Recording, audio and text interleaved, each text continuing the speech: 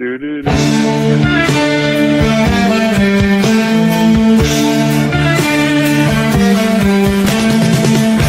the shadows they wander alone. Old ruins where fears have grown. Zombies watch from ancient stone. Whispers chill right to the bone. Gothic castles rise in the night. Gory entrails glide out of sight. Wolves howling under pale moonlight. Darkness creeps and grabs too tight. You have fallen into the EuroCrypt. There is no escape from this EuroCrypt.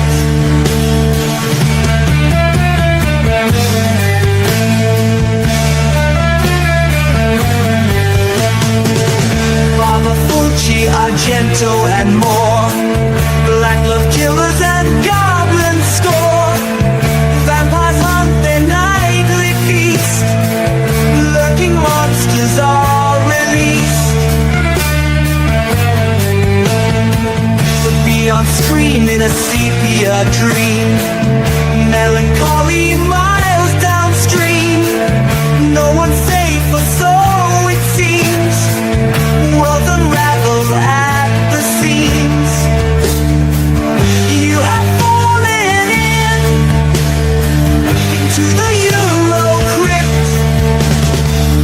There is no escape from this EuroCrypt.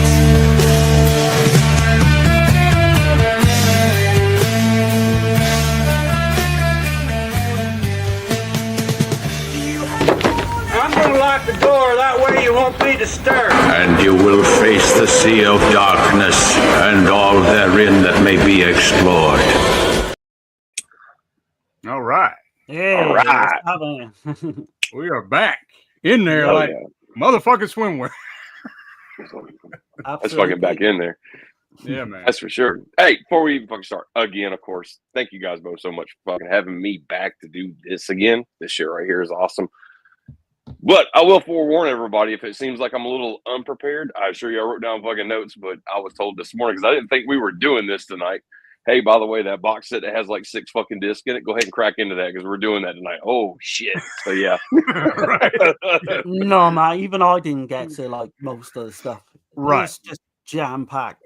Full So of when we were fucking loaded. when we were talking like 2 weeks ago, like Dirk was like, "Hey man, like, you know, of course, can't wait to get to the Beyond. We're going to definitely do it. I just got a birthday party." So in my mind, I was like, "Okay, so we're probably not going to get to this the week after the next. So it might be, maybe we might go into somewhere in September and do it." So I was just like, "Well, I'll just open that box whenever he gives me the heads up and locks in a date."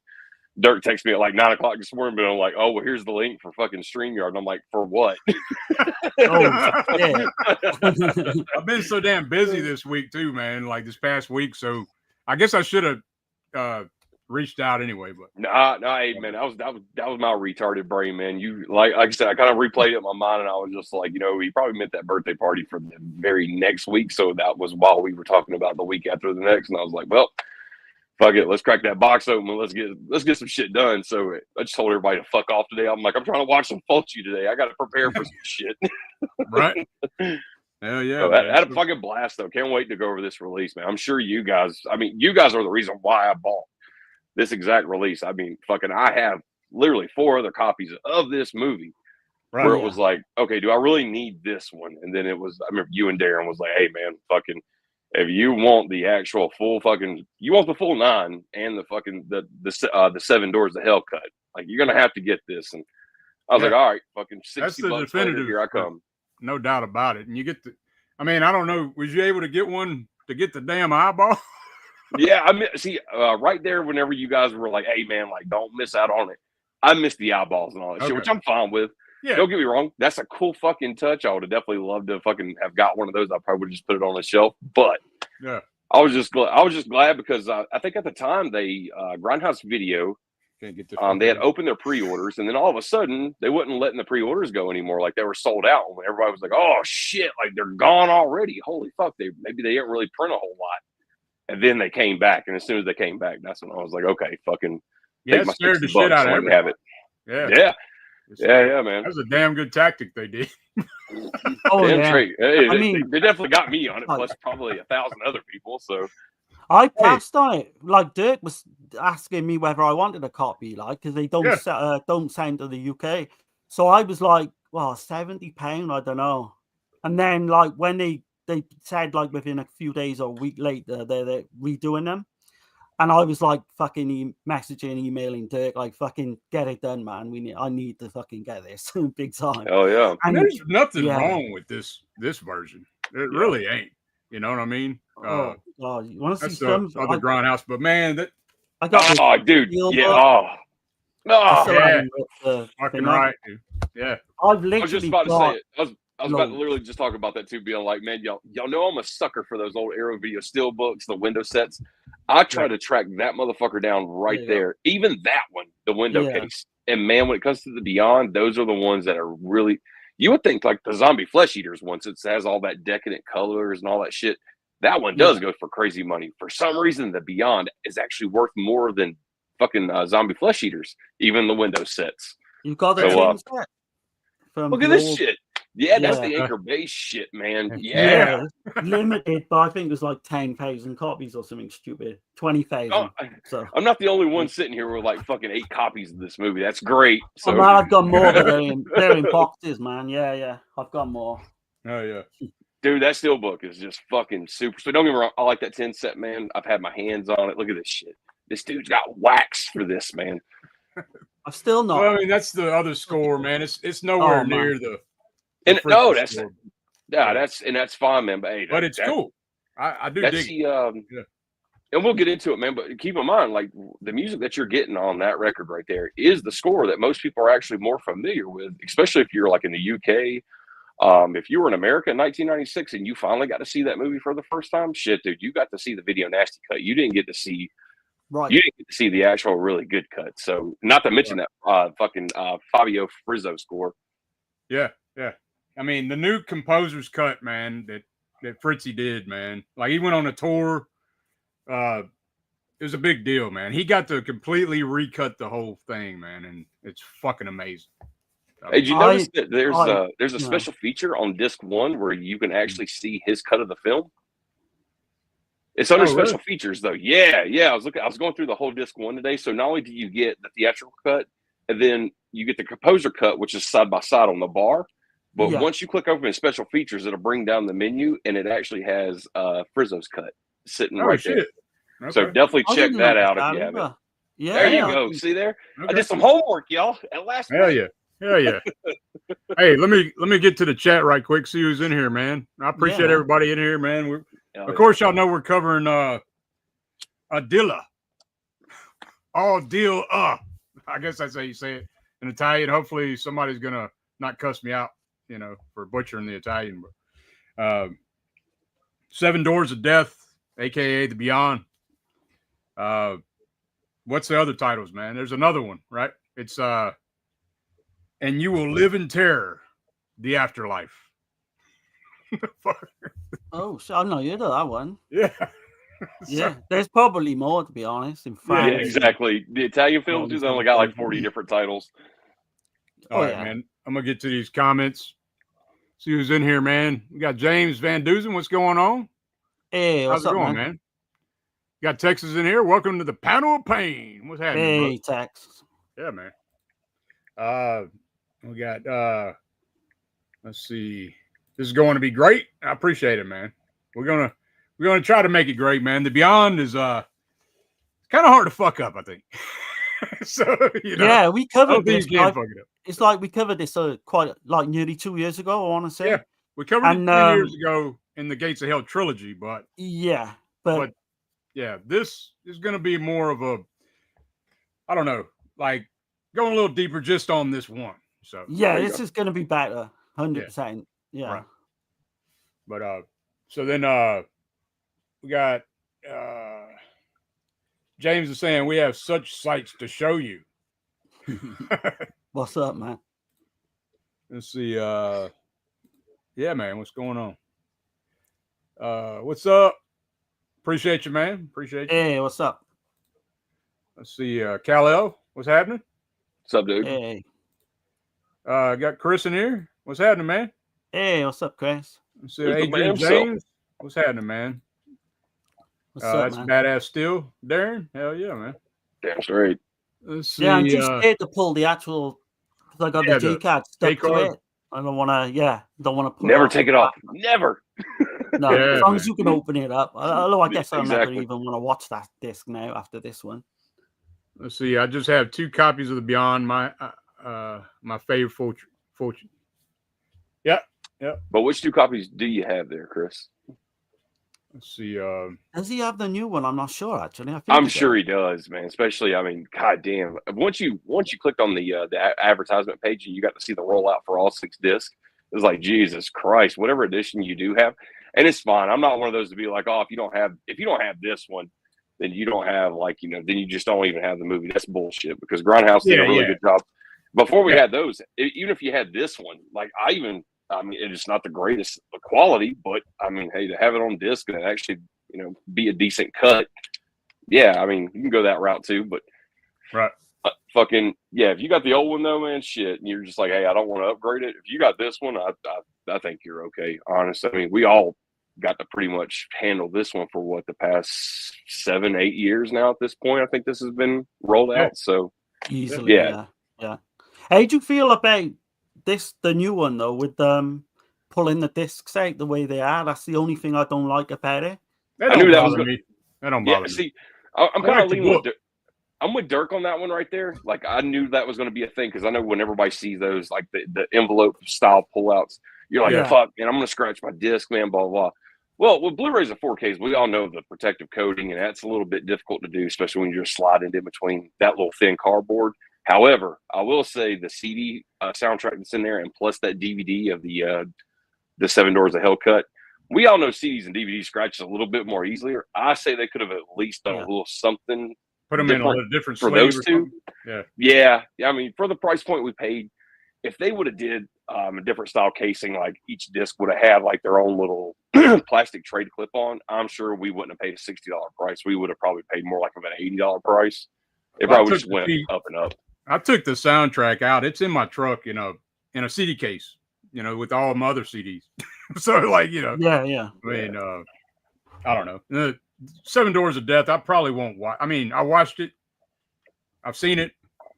Cool. I probably won't revisit. You know what I mean? It's just... Yeah. It's really bad quality as well. It's cut. Oh, shit. There's no really no... I mean, just the interest in seeing it with that score, I'd say check it out. But other than that, the composer's cut is the only one I'm going to go back to now. So, man, it's like amazing as well. Yeah, I was kind of dumbfounded when I opened it. I was going through the book, man, pulling out the disc, taking a look at them, and I'm like, wait a minute, like, there's that one cut you guys were telling me about, but why the fuck is it on DVD? Like, why is this at least on Blu-ray? Like, DVD is like almost it's almost like something you got to turn your eyebrow up at. Now it's like, DVD, come on, get real. But like, I figured like there was going to be a Blu-ray of that cut, but I was completely wrong on it. But you know what? Maybe the surviving elements were just like, hey, like, if we do put this to Blu-ray, it's probably not going to benefit. It's not going to benefit the actual product itself, and we're probably just going to end up having to charge a steeper price tag. So maybe they took a really good business decision there. Who knows? But yeah, but they could have done what they did with Phenomena with Creepers. They could have just literally recut it all again. I know it would have cost more money, definitely, but that would have been great to see the 7 Doors of Death like in higher definition. That would have been amazing. I agree. Saying everyone smoke that like, and you can smack it too. And then Nicholas C. Day says, "Hey, that composer cut is badass." Also, long time no see. Yeah, man. Good to have you in here. Yeah, what's up, man? That's what you call an Easter egg, Johnny. Yeah. The Beyond is very much like Lovecraft's The Rats in the Walls. Ooh, never seen that. The thing I thought the same thing, that like Lovecraft, his name kept coming up with the Beyond and everything, right? Mm-hmm. And it's in the mythos, but like once you dive in a little deeper, like you realize there is somebody it has something to do with Lovecraft, but it's another guy that the writer was influenced by Lovecraft. I was reading. He wrote shit with Lovecraft. They inspired Okay. each other. They corresponded through letters from 1922 to 1937, and they created their own mythos of like these worlds. And they wouldn't you love to see those letters, like the content of what those letters were? I'd Right. love to fucking. Wouldn't you love to just like break open each one, like if they actually like made like a coffee table book of like all the surviving letters, and they just did like a montage of them? You're like, holy shit! Well, they were doing that early. They were creating these stories for a Weird magazine from 1922 to 1937, and there was another guy with him, Robert E. Howard, and then it was Robert E. Howard, and then Clark Ashton Smith and Lovecraft were really fucking tight. They were like real Ace Boone Coon kind of shit, you know what I mean? And they played off each other. It's great, man. Once you get into the shit, like the whole mythos of the fucking Cthulhu shit, and like Lovecraft even mentions Smith in Call of Cthulhu in the story. He mentions him. So, okay. But anyway, I'm not gonna go on a whole tangent on that yet. But look, hey, Chris was right there with you too, man. Because as soon as you was bringing him up to, man, Chris was throwing out Robert E. Howard, and of course, I guess the magazine was called Weird Tales, like you were saying. Like it was like Weird Magazine, but I think it's a Weird Tales magazine. Yeah, that's fucking crazy. Look at the date on it too. Tales, man. The 20s into the 30s, man. Like, whew. The three Musketeers is what they call it. The Three Musketeers of strange horror or whatever, cosmic horror and shit, you know. But yeah. I think you can still get some of those Weird Tales. They brought them out like fairly recently to where like re-editions of them. I like in book form where you can see, I don't know how many issues is in a book, but that'd be kind of interesting knowing, what Dirk's just said as well. Absolutely. Man, my internet dropped out there for a second. How's everybody doing? Doing good, man. Hope you're doing good, brother. Yeah, man. 7 Doors of Death is junk bit. I'm really glad they included it. Yeah, man. I'm glad to have it, man. I like the score though. I do like that score. It's nothing compared to Fritzy's, but man, before we get off into this shit, I do like we usually do, man. Like, I'm gonna go ahead and play the first clip to get this shit cranked off. Here we go.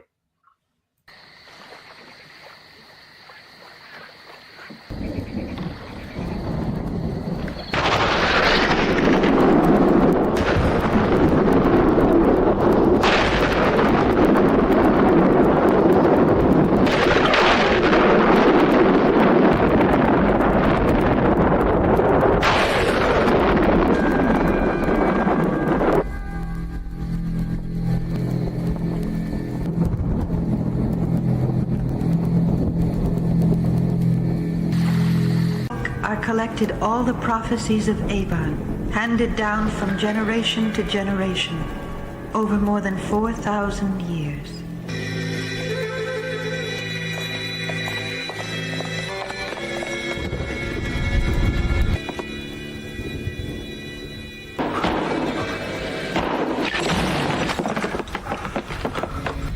You ungodly warlock. Because of you, this hotel and this town be cursed forever. The 7 dreaded gateways are concealed in 7 cursed places. Woe be unto him who ventures near without knowledge. Because this hotel was built over one of the 7 doors of evil, and only I can save you.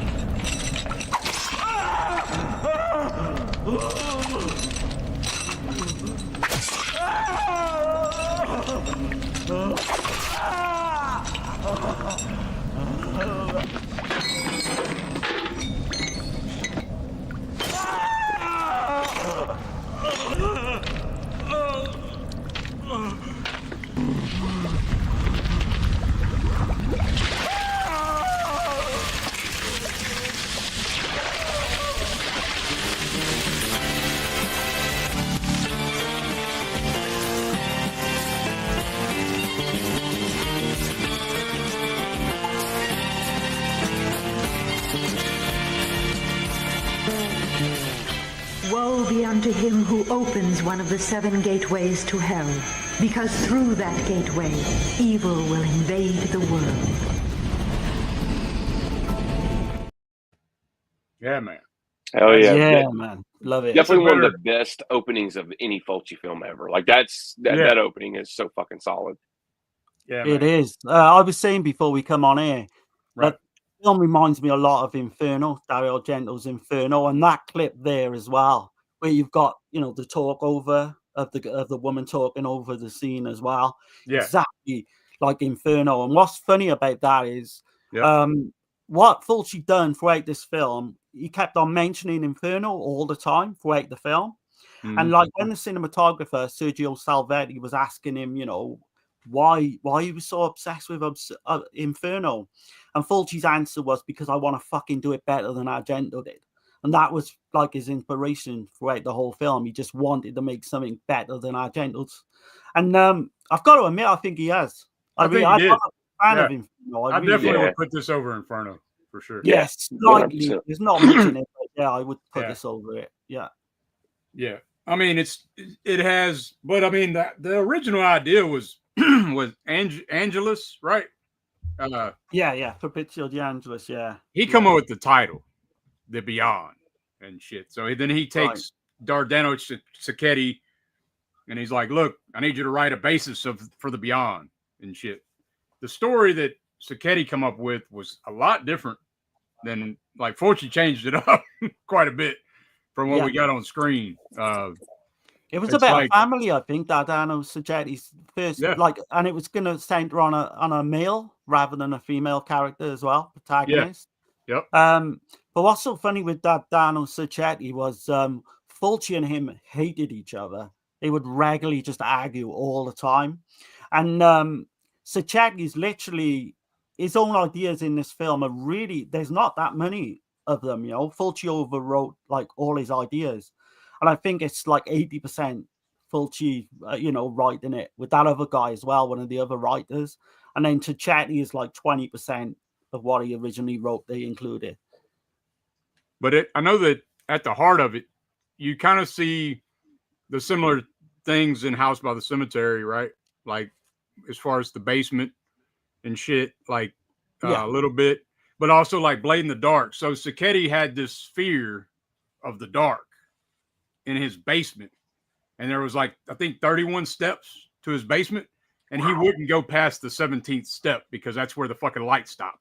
So like he was scared what was in the dark. That's a steep fucking staircase for a basement. 31 steps, bro. God damn. Yeah.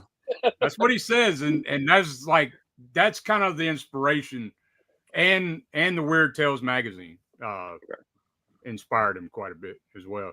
So I know Lovecraft gets a lot of the credit, but as far as the Book of Eibon itself, that goes to Smith.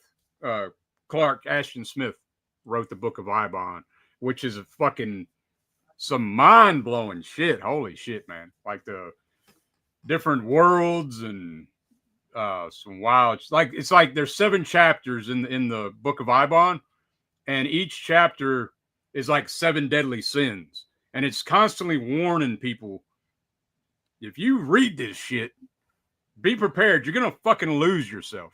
You're going to go fucking mad.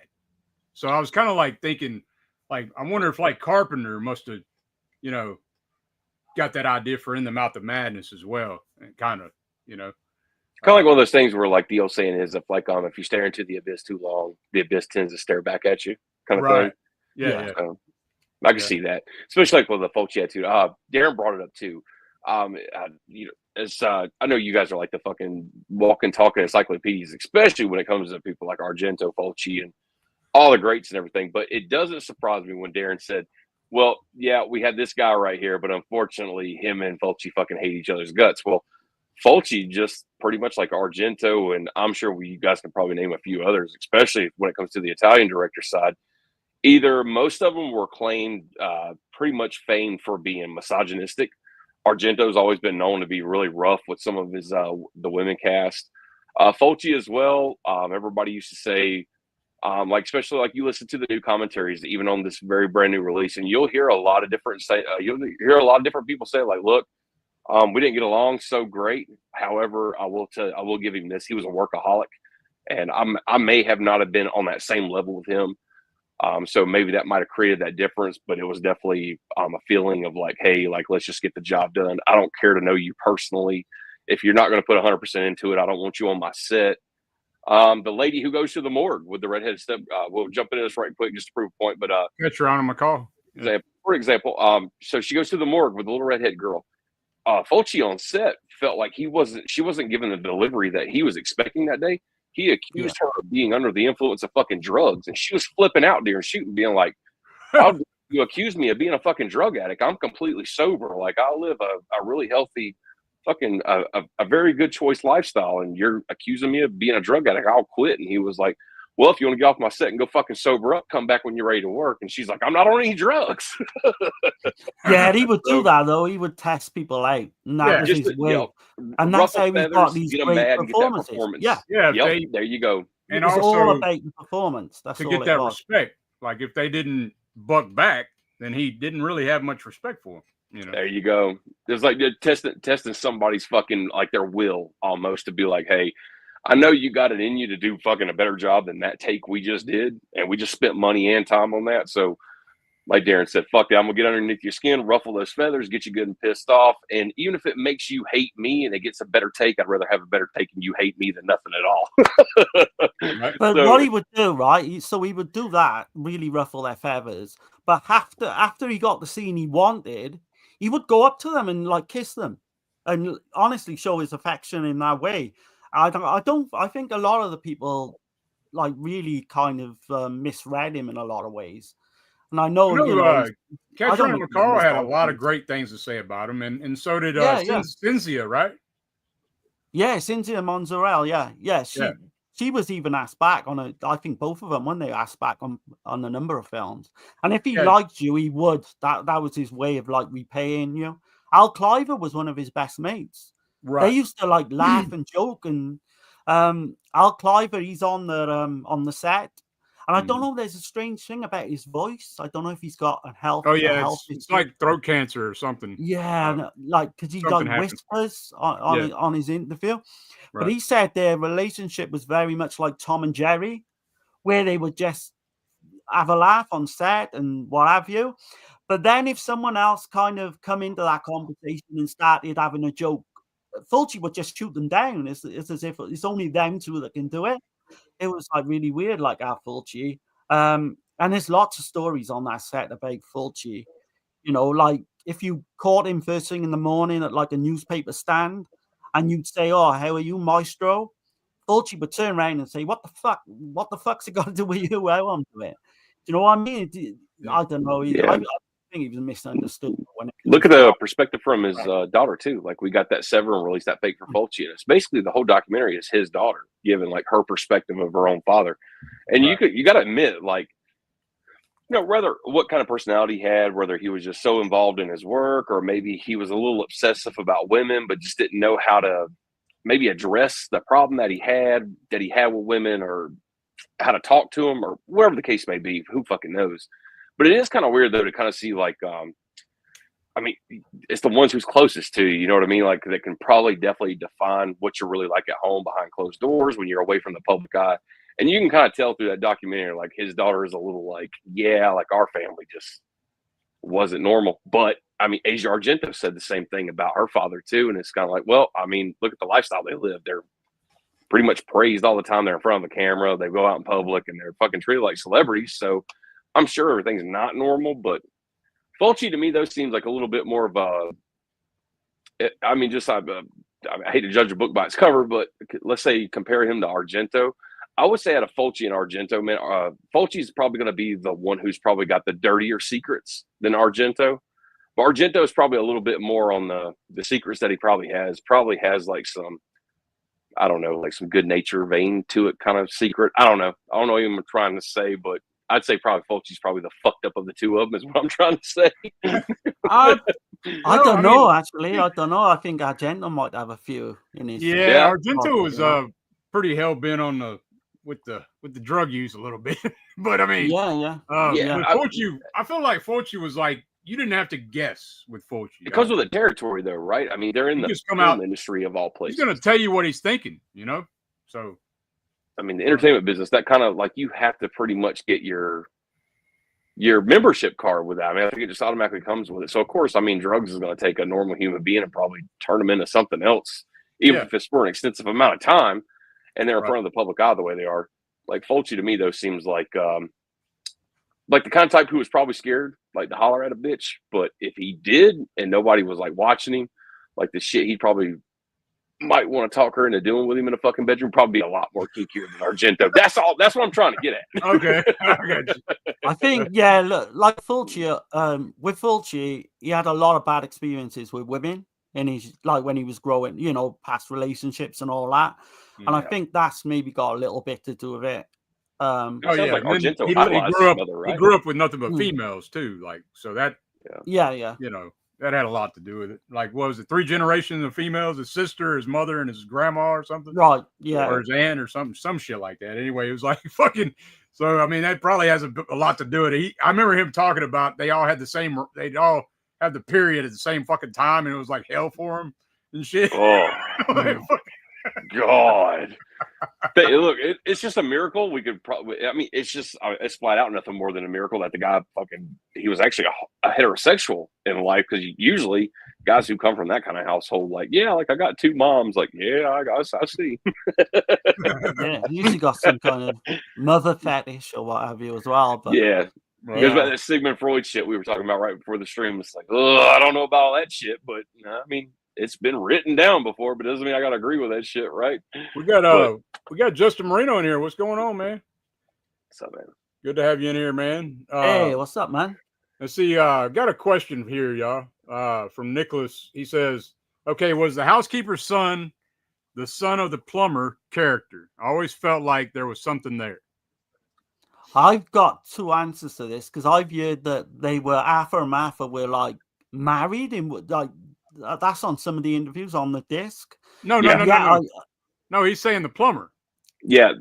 Joe, okay. Sorry, yeah. Joe the plumber, because you look how they look at each other when they're in the fucking basement. Yep. It's kind of weird. She's like, "I prepared a pathway for you, Joe." Oh, I'm with you now. I read it wrong. No, you were doing a great job, especially with like the plumber and the bitch, right? Like where we get to see them, and you're like, wait a minute, like are they husband and wife? Like what's going on here? When you listen to the commentary, like that's on the very first disc. Like it pretty much answers all that for you, like right up front. Like in one of the books I read, that Arthur and Martha is supposed to be mother and son. Yeah, so it's kind of weird. Yeah, Arthur and Martha are mother and son. Yeah. But Joe the plumber and the way it's like they know each other, the way they look. Yeah, it is. Yeah, it's a weird scene. Yeah, for very sure. strange. But there's a lot of strange shit going on in this movie. So like, and the pacing is going by so fast. Right. It's hard to narrow it down because the pacing is going by so fast. Because here we are, we're getting to see our main character. She's purchased this hotel, and now you're walking through it, and it's like, wait a minute, like how many people you got working for you in this thing? It's like, bam, bam, bam. All of a sudden, the basement's flooded. Shit's going wrong. Right. I mean, it's literally just moving at a pace to hurry up so we can see the gore scene that takes place for the plumber more than we are getting a real character. This is a renovation from hell, you know. Like 100%. So you got the fucking painter gets fucked off a 6 foot wide scaffolding. How the fuck did he fall off? Well, looking in the fucking window and looking in them eyes, right? You know, I didn't have that in the clip, but whatever. Like I was telling Dirk before the stream started, the very first, I mean, other than the opening, of course, with that gore, but the very first incident we get to see whenever we finally get to current day, not 1927 Louisiana, but current, we get to see the painter fall off the scaffolding. That was actually in real life, that is, and still is, the Louisiana Film Commissioner of Louisiana. Just happened to meet Fulci. They got along really well. Fulci tucked him right into this little bitty part of his movie. That's killer.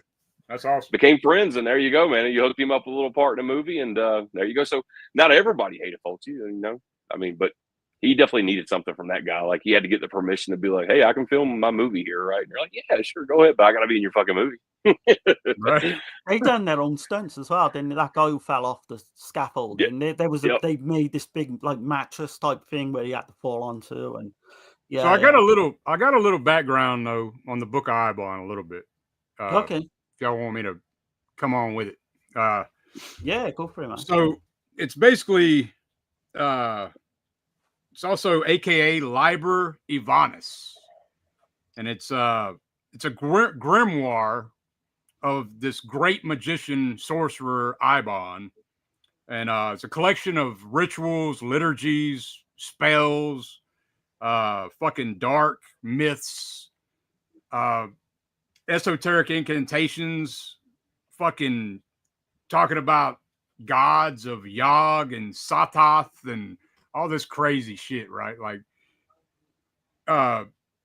the book was compiled though from Eibon's favorite disciple, and it was like transported through the secret societies and these secret brotherhood of all these fucking sorcerers and shit. And like, when you find out, like, they're trying to protect the world from this being revealed, because if you don't have if you're not prepared to fucking read this shit, like, you're gonna lose yourself and you're gonna bring hell into the fucking world. Basically. There you go. So it's like, fuck. Makes sense. It's great shit though, man. Once you go into the literary part of it, it's fucking, things start clicking. You're like, oh shit. And then I started like looking at the whole shit with Schweik, right? Or Schweik, how you fucking say his name. When you see that number 36, you keep seeing that number 36 come up a lot, right? Yeah. I mean, did that ever click for y'all or anything? Or did y'all ever think anything about that? Like, when you hear that shit buzzing and you see the 36 and then you see his room number 36 and shit. I was just wondering if that ever meant anything to y'all, but I never really looked into it, but I know we had a conversation early on in the week. Yeah. And I think Dirk's got a pretty good answer to that. Yeah. So I was like, I was looking into it, like, and so in Judaism, the number 36 in the occult was like these 36 righteous hidden ones who protect the world from the gateways of hell. They protect the fucking world from hell entering the world and shit. These 36 righteous saints. So like, the whole moral of the story or whatever is to treat other people with respect and gratitude, because you don't know which person is one of those 36 people that protects the fucking world. Right. Gotcha. Yeah. So Schweik, I'm thinking, is one of those motherfuckers, 36 saints or whatever. So I don't know. Like That's a just warlock or what have you. But Yeah. I was reading as well, and Dirk could probably answer this better than most. So Louisiana has got like a really dark past, like New Orleans, oh yeah, to do with like yeah. all that, you know, sorcerers and It's black 'cause the magic Haitian and all that shit. culture Yeah. and the Creole, the voodoo culture and everything. You know.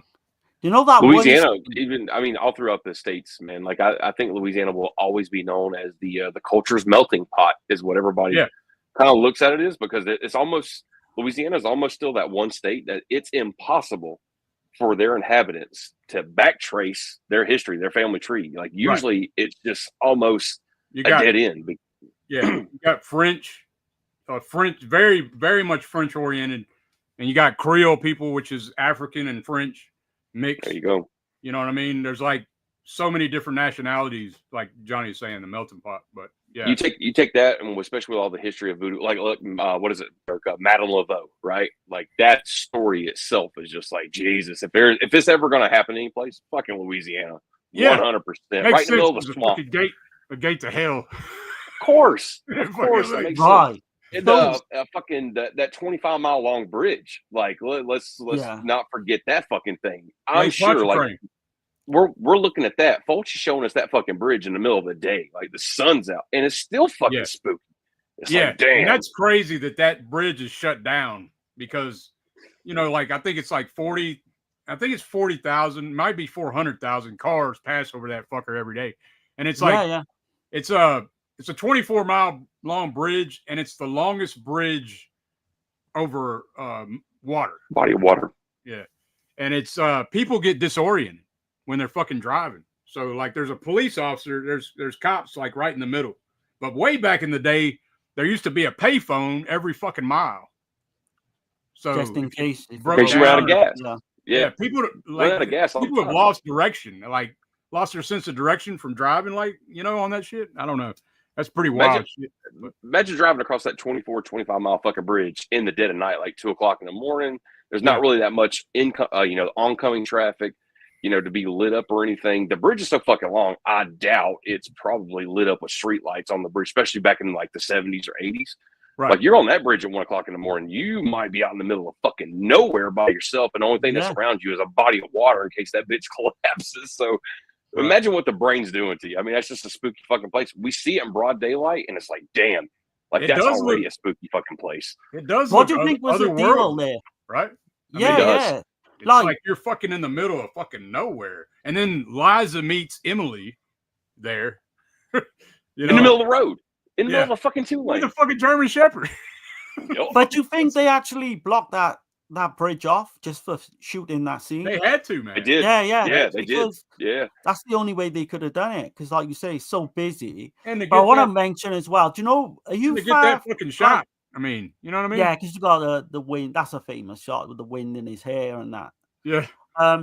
But Dirk, are you far away from New Orleans Cemetery? Oh yeah, man. I'm 5 hours from New Orleans. I'm in North Louisiana. Okay. Because they were saying, like, in that cemetery shot, you've got the young girl, you know, with the red hair. Right. Actually, there's black magic practices that were going on at that time as well, around the same time they were filming. Yeah. It still does. Fucking insane, isn't it? You know? Yeah, it still does, man. Like, I took a voodoo tour in New Orleans, man. It's pretty wild. Like, if you ever get a chance, take that. I'd love to visit that cemetery, just just to see that spot where they done the filming. But let's not forget too, man. Especially, I guess, who knows if it is here as of lately, but about 10, 15 years ago, man, New Orleans was known to be 100% the murder capital of the world. Yeah. Like the amount of murder that fucking took place in New Orleans was just staggering compared to any other city and state. And like when it's like Mardi Gras going on and shit, they have what they call gutter bums. So people get drunk and then they go down an alley and they go take a piss or whatever. And these fucking bums come out and just start stabbing them and shit and robbing them and then robbing them and shit. They call them gutter bums. They gut them. They gut the fuck out of them, take all their fucking money and shit. Like so. There you go. Yeah. Pretty wild. Fuck around and find out, right? Yeah, man. Yeah. New Orleans, man. It's fun, but certain times of the night, you want to get the fuck out of there. In French Quarter at night, I don't know, man. You know, whole different world. That sunsets, man. Fucking, that's a whole different atmosphere, man. That's when the crazies come out. Right. Yeah. I think they sat around a table as well, didn't they? And just randomly picked New Orleans. I know there's two versions of that story. Some say, you know, because of all the occult in the past and all that. I think it was more of a tax credit at that time. I think it was more of a tax credit. They leaned on it. I mean, the scenery's great though. I mean, that shit. I mean, y'all know that this is my favorite Fortune, but like when I see like the Spanish moss and shit like that, and the cypress trees, and I mean, it's great, man. Like that point of view shot where it's panning out of the house, you know. For it to be April 1980 and an Italian director for Fulci, like him, I'm sure $400,000 for a budget. That's not just snack money. You know what I mean? Like that's pretty good fucking money for an Italian director in 1980, especially to come to the United States with to make. Yeah, like that's pretty good. Well, he had made Zombie too, so like he was kind of like the hot ticket, the new horror master at the time. You know. Yeah. Especially, I think Black Cat. He done made City of the Living Dead. Contraband. Yeah, this was like right when he's like top of his game, really. Contraband was already made previous to the Beyond. Yeah. Okay. It's insane if you go through his filmography from like 77, The Psychic, through to like 82, 83. It's absolutely insane the amount of films and quality films that he did over that time, right up until Stay Manhattan, Baby. That was like 77, right? Like that was one of the very first ones. That's 72. Yeah. Holy shit. Okay. You think earlier. Like, so he did 3 Giallo films. He done one in 69. Yeah. One on top of the other. One on top of the other. He did Don't Touch a Duckling. And Lizard in a Woman's Skin. In between, he did Lizard, in a Woman's Skin.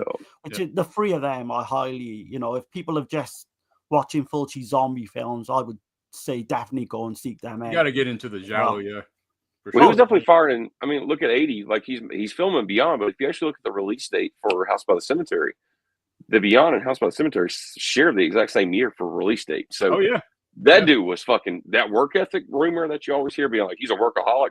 We know that's got to be fucking true because the guy literally, I mean, damn, you cranked out 2 full features, man, right there back to back in the same year. Holy fuck. Well, he left the set for 3 days to go and sign the House by the Cemetery during this film. The deal. Yeah, and Nice. what he would do is he would leave like storyboard for Salvati, and he would just completely trust the crew and say, "Do what you got to do for 3 days. I'll be, I think he took a day to get there, to where he wanted to go, a day to come back, and like, a day to kind of in between as well. But yeah, he just used to like completely trust every single kind of person behind the camera and all that. And then he'd come back 3 days later and look through the rushes and that. And well, I mean, look who his cinematographer was, though. Yeah, right. Like Salvati, man, amazing fucking Zombie 2 and fucking incredible. Is a lot of bangers. Well, yeah. And he's got a really good interview on the. I think it's audio commentary on the disc, okay. and I was making notes on that. And shit, man, some of the stuff behind the scenes on this film is amazing. Right. I don't want to forget. I see we got let me catch the chat, y'all, right quick. Yeah. See, we got Lauren in here. What's going on, man? Hey, what's up, Lauren? He says Emily's appearance on the bridge is very much a modernization of the first appearance of Princess Vaja's introduction in Black Sunday. Okay. Bam. Oh shit, I'd never put that take together, that. man. And then Uncle Bill. Uncle Bill's in here. Yeah, Uncle Bill. Hey, what's up, man? What's going on, man? The imagery and cinematography in this movie is the best in any of his films. I agree, man. It's why really it's my favorite of all. Yeah. Definitely a little bit better than Conquest, I would say, right? Oh god. Vaseline. Look, before we go any further, because I will forget towards the end whenever I'm kind of like picking your brain about you guys live and fucking breathe for these kind of movies. So right. Let's say we take the Gates of Hell trilogy out of the equation for Fulci, right? They just don't exist right now. They don't exist. How are you guys looking at Fulci from looking at like best to least work? Like I said, Gates of Hell trilogy doesn't exist. Where do you guys stand? So after that, it's going to be New York Ripper for me. Okay. Don't Torture a Duckling. Probably Lizard in a Woman's Skin. That's your three. That's your three right there. Yeah. Darren, what about you? Top one for me is Don't Torture a Duckling. Yeah. Probably if I had to take these out the equation. I'm a big fan of Murder Rock. I wouldn't put that. I'm not saying I'm going to put that in my top three or anything. Yeah. But Lizard in a Woman's Skin, definitely. Okay. And without just saying all the Jallos, like because one on top of the other is decent, but I don't really put it in high regard as some of the others. New York Ripper is just the meanest fucking. New York Ripper again would have to be in the top. In your top three. Okay. Yeah. Yeah, you guys' top three is like, yeah, there you go. It's the same. Like you said, you share would be the same, kind of just too. different order. I'm trying to think of any others. Like the Psychic, you'd have to put maybe 4. Yeah. I mean, if you want to talk about like really like great filmmaking, though, fucking Beatrice Cinci. Oh yeah, one that nobody really knows about, but it's a fucking amazing film. And that's a Fulci film. Yeah. Say that title for me one more time. Beatrice Cinci. Never even heard of that shit. Does it go by an alternate title like that Women in Lizard Skin or some bullshit? It is an alternative title. Didn't they torture? Something to do with torture? Maybe there is, but I know it's Beatrice Cinci. It's based on a true story about Beatrice. It's a woman's name, so I feel. I mean, it's not my cup of tea, but it's an absolute masterpiece. But you got to see it as far as like filmmaking goes. It's fucking amazing. Like it's period piece film. It's fucking phenomenal, man. There's enough horror in it though to keep you interested if you're just. There's some brutal shit going on in that movie, and then you got For the Apocalypse is another one. It's fucking great. Yeah, yeah. That was his kind of, well, I mean, he's got another one as well. That was like his dabble into the Western genre as well for that for the Apocalypse. He did Silver Saddle as well, didn't he? I think Master Time is another. Yeah. So he did. I think Master Time's a good one. I really like that one. I never checked out Silver Saddle though. I still need to. I had a couple of people in this was in Silver Saddle as well. I know Monzarel, Cynthia Monzarel was in that too. And we not even covered the cast yet or the no. Well, obviously the music is Fabio Fritti. It's superb. Like man. Like I mean, who's the composer for the other cut that everybody was pretty much primarily used to? As far as the Video Nasty cut, that was is what I'm referring to. brothers, I want to say. It was Ira Shapish and Meet Shapish. I take it they're brothers or family members. Yeah, they did the 7 Doors of Death score. Yeah. I'm gonna play another clip, y'all, before we go into too much further. I'm sorry if I'm not catching everybody's comment, but I was going to say just before you two, Lawrence put the conspiracy of torture. That is the AKA Beatrice Shensi. I knew it had torture in the title. Okay, cool. Well, here we go. Oh yeah. Hey, look at this picture. Weird.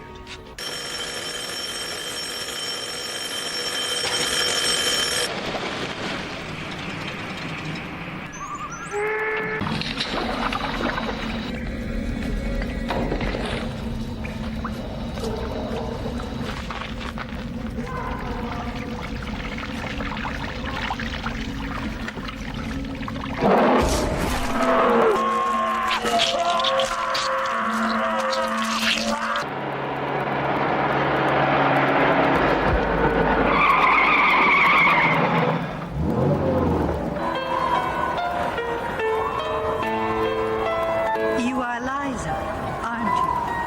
Yes. My name is Emily. I've been looking for you.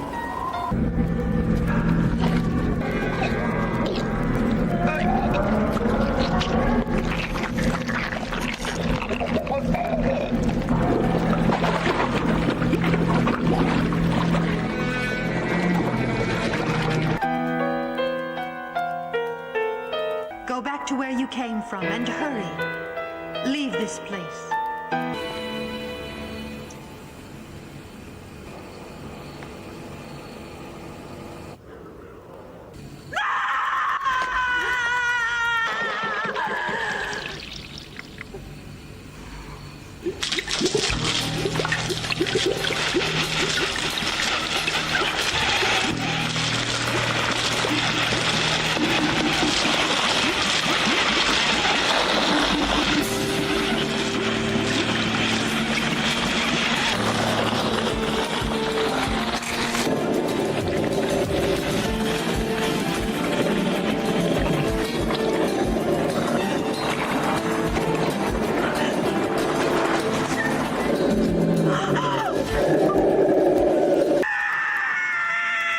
Untimely departure has left alone in this world.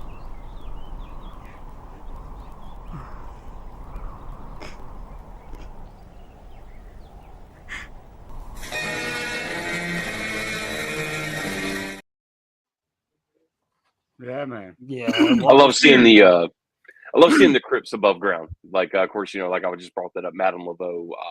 Yeah, I'm sure Dirk knows the whole history of that, but it was always known as like the tornadoes and the hurricanes. They would the storms flood. and everything would create such a disaster with flood, and some of the bodies would actually come out of these crypts and shit like that. And, that's why nobody's buried in the ground in New Orleans. It's like there you go. Everything's in a tomb because of that crazy. reason. What you're saying, the bodies would be ended up fucking downstream and shit. Like that's like the perfect fucking thing for nightmare fuel for me as a little kid thinking about shit like that. Like if I was to grow up in Louisiana and they're just like, we can't bury people underground, like the fucking the floods and shit, like they'll end up coming out of the ground. I'm like, oh, fucking that's we're dead. That's crazy, man.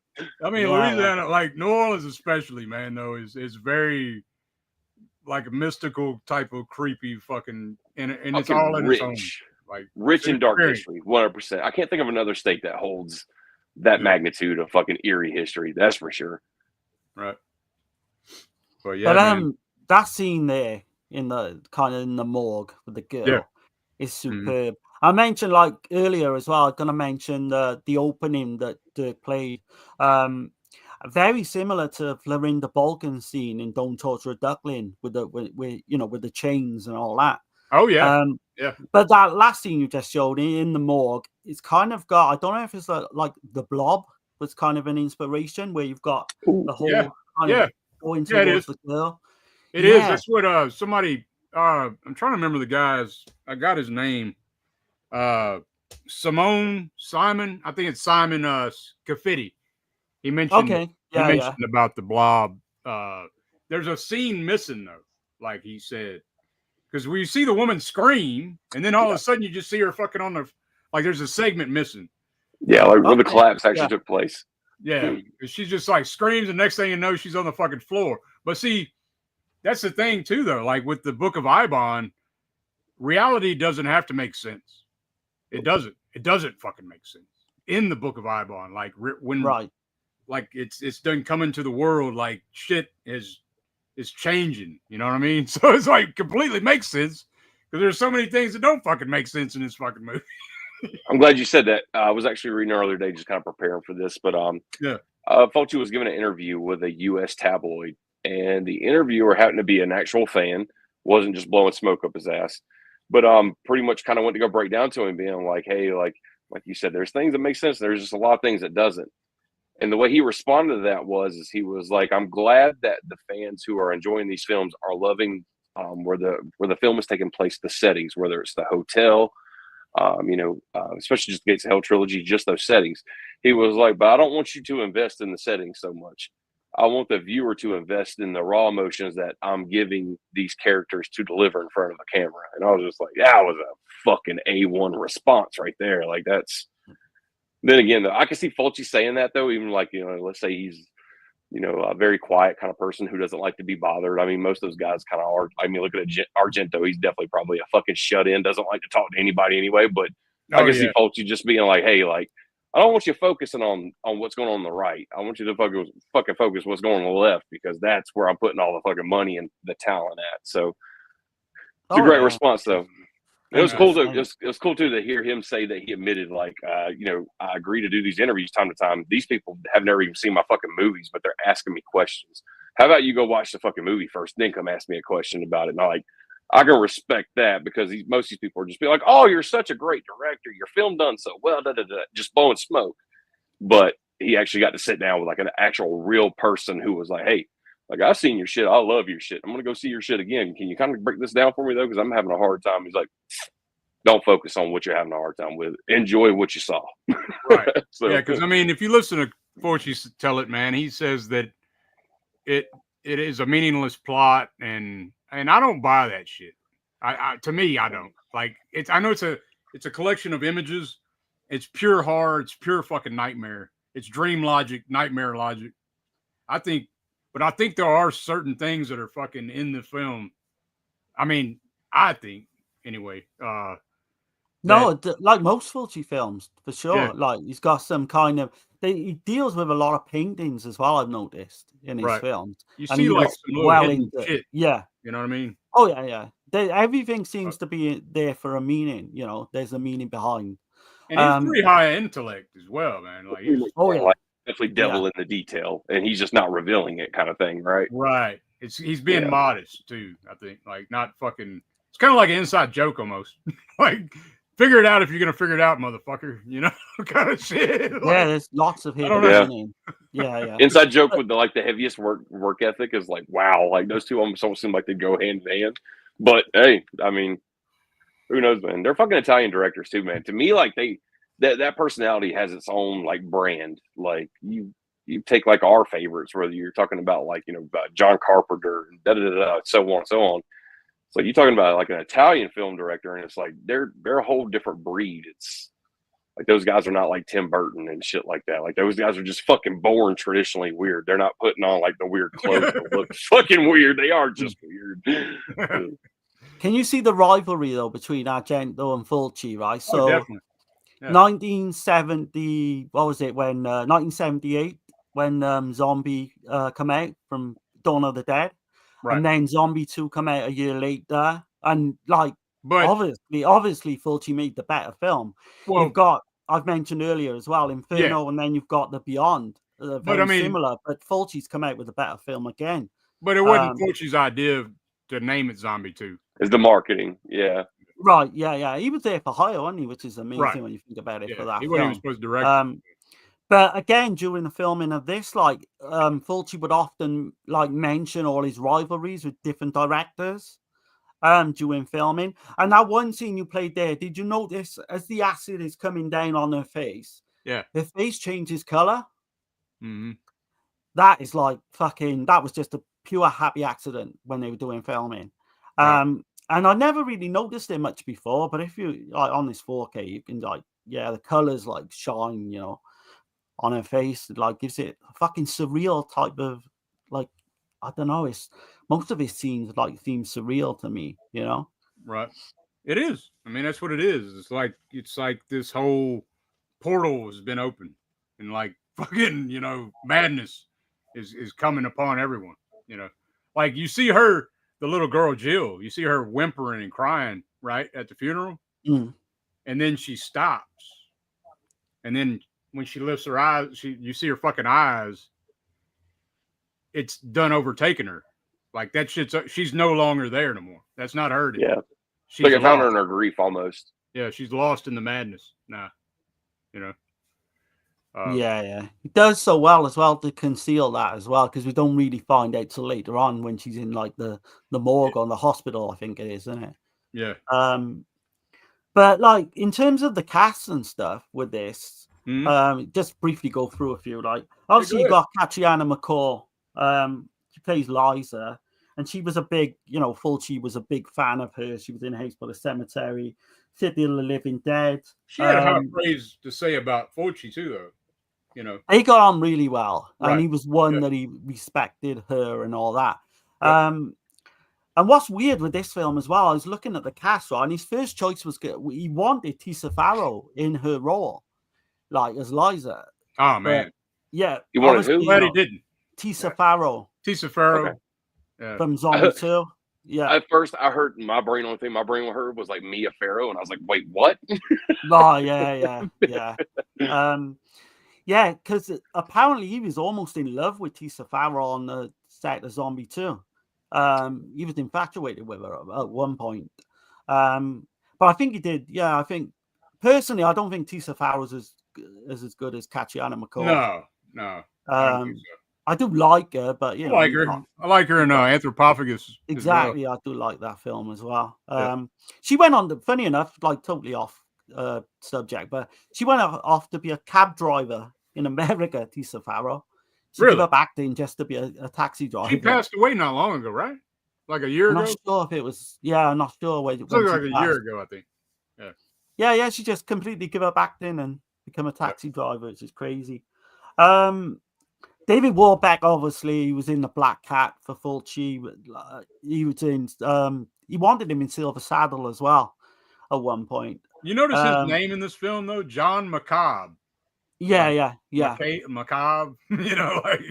And that was McCabe was gonna be the character of the guy who was gonna be the protagonist in the film in the early script.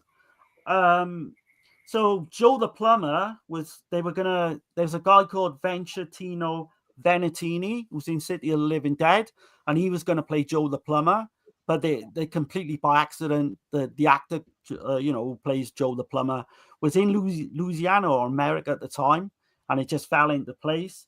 They were going to get Ivan Razumov as Professor Harris, which would have been interesting, man. I think, I think that would have been for the best. I got a question though for y'all. Like, so knowing what I know now about the whole brotherhood of these books and shit like that, right? So you see, like the architect goes into the library, and you see Fulci, the Fulci cameo, and Fulci's like the guy's like saying, "Hey, just stick around and shit." Fulci's looking at his watch, like, "No, I gotta go. Time to go to lunch." Yeah. And he's like, "I'm gonna lock this door so you don't get disturbed, right?" And then there's another character in the bookstore, and he's fucking snickering and laughing and shit. Yep. Do you think that they fucking know about the Book of Eibon? Like, do you think they're part of the Brotherhood? Is what I'm asking. Of these motherfuckers. It's almost like they're laughing because they know that their victim's being set up for failure. Basically. Right. Yeah. It's weird. Yeah, because I mean, why is that guy fucking laughing and shit? Like. And he answers the question being like, "No, that book's been there for 2 years and just nobody wants to buy it." And he goes back down and he starts immediately snickering again. Yeah, it's very interesting. What the fuck is wrong with this dude? Just the way he talks as well. Like, I think I might have said it. Yeah. The last time we did the stream, I might have said this as well, but it reminds me of the Reverend Kane fucking character from Poltergeist 2, the way he talks and it's a strange. It's a strange Louisiana accent, to say the least. And Tatiana McCall's trying to do the American accent, and it's just not coming through at all. Yeah. To me, she just sounds like friggin' English, you know? Let me catch this chat right quick, man. Let's try. Yeah, Let me go through these comments right quick, so I don't get too backed up. Let's see. Nicholas says, man, New York Ripper and Contraband are just unreal. Yeah, man. Yeah. Let's see. JB, that was a nice collage of clips. I appreciate it, man. Oh, yeah. XR Mainstream, Suspiria or The Beyond? That's how Beyond. it work, I think. Yeah. Really? The Beyond. Shit. Yeah, I go with Suspiria. Like you can't do Suspiria that way. Suspiria's my favorite. Suspiria's my favorite from Argento, but The Beyond is my favorite from Fulci, and I put Fulci over Argento. So I got you. That's just me. My answer to that is they're both 10s. 10 out of 10s. It's kind of hard to but I think there's a little more going on with The Beyond for me. I would say slightly Suspiria, but then you know, I am Argento more than Fulci. Right. Although it's getting closer now every time I say that, you know. Right. Visited by Lauren says, I always try to get folks to search out Fulci's 1964 film, I Maniaci. I mean, Fulci directing Barbara Steele in a dark sex comedy. What are you waiting for? I've never seen that one. Yeah. I know he wanted to be a comedy director, but you know, it didn't work. It didn't pan out. They didn't give him the budget like that other comedic directors were getting. I know that he did direct one with Edwidge Fenech. He did, yeah, and he did one with Toto as well, like this crazy Italian. There's another one, guy. Something about a senator likes women or some shit. I can't remember the name exactly, but yeah. Let's see. Synthetic, what's going on, man? He says the water table is too high in parts of Louisiana to have buried bodies. They could contaminate the various aquifers. Yeah. Yep. Hey, what's up, man? Yeah, the bodies got to floating, man. So they changed that shit up a long time ago. Damn. Beyond is a complete mind blower. Yeah, man. Fuck yeah. Let's see. The Book of Eibon began in the stories of Clark Ashton Smith, a close friend and correspondent H.P. Lovecraft. Yep. Yeah. And that's what I had to do a little research on that, man. And that's why a lot of people say Lovecraft as far as this film goes, but it is Clark Ashton Smith should get the credit for Eibon. Let's see. Nicholas Day says, I hate to cut out early, but I'm checking out the Toxic Avenger remake tonight. Here's hoping it doesn't suck. I can't wait to catch the rest of this. You guys always knock these out of the park. I appreciate it, man, and enjoy the show, man. Yeah. Hopefully it's somewhat good, you know. Yeah, I'm hoping so. I'm excited for it too. Okay. Lauren says Argento was inspired by Edgar Rice Burroughs, whose work forms many of the most popular post-war giallo novels. Fulci was much more of a modernist, Black Cat and the Psychic Aside. Okay, that makes sense. Yeah. I've heard another. I'd never heard this term before about Fulci, that he was a terrorist of genres. He could make any genre his own, and I fucking believe that shit. That completely describes him. Like any genre I've seen him play, him direct though. Like that fucking movie was great. Pretty much. I can't think of too many that weren't. That's why I think Argento had a problem with him. Because I think Argento is a one-trick pony, really, if you think about it. Like Giallo and maybe the witch films, yeah? Yeah. Whereas Fulci could his hand to anything. Yeah. And I think... Yeah, look at Argento, though. He literally tried to go for like almost like a comedy style movie with the 5 days, and even his own daughter said that he definitely still to this day like kind of goes, hey, like I put everything into that movie hoping it would work, but it's like a sore, like to bring it up to him. So I mean, I guess he wanted to go mainstream at one point. I was always amazed why they didn't offer Fulci anything mainstream. Because like his talent is just undeniable.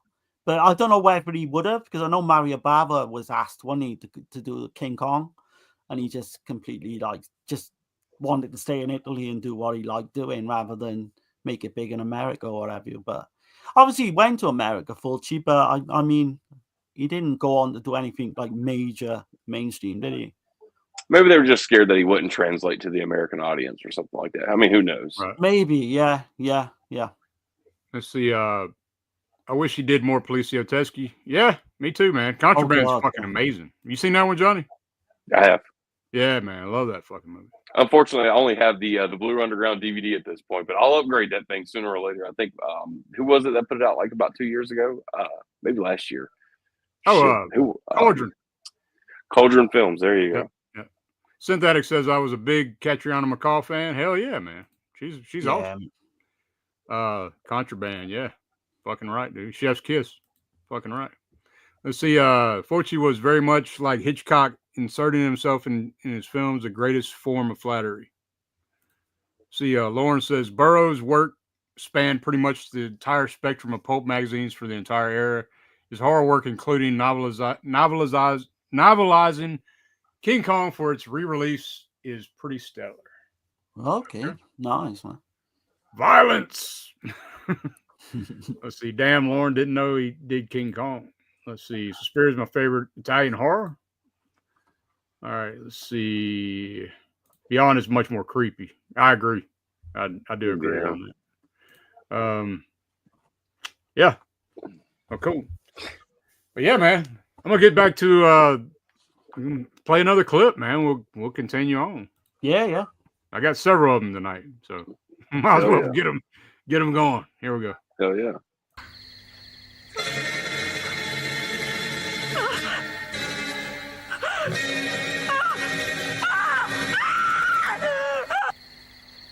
Emily!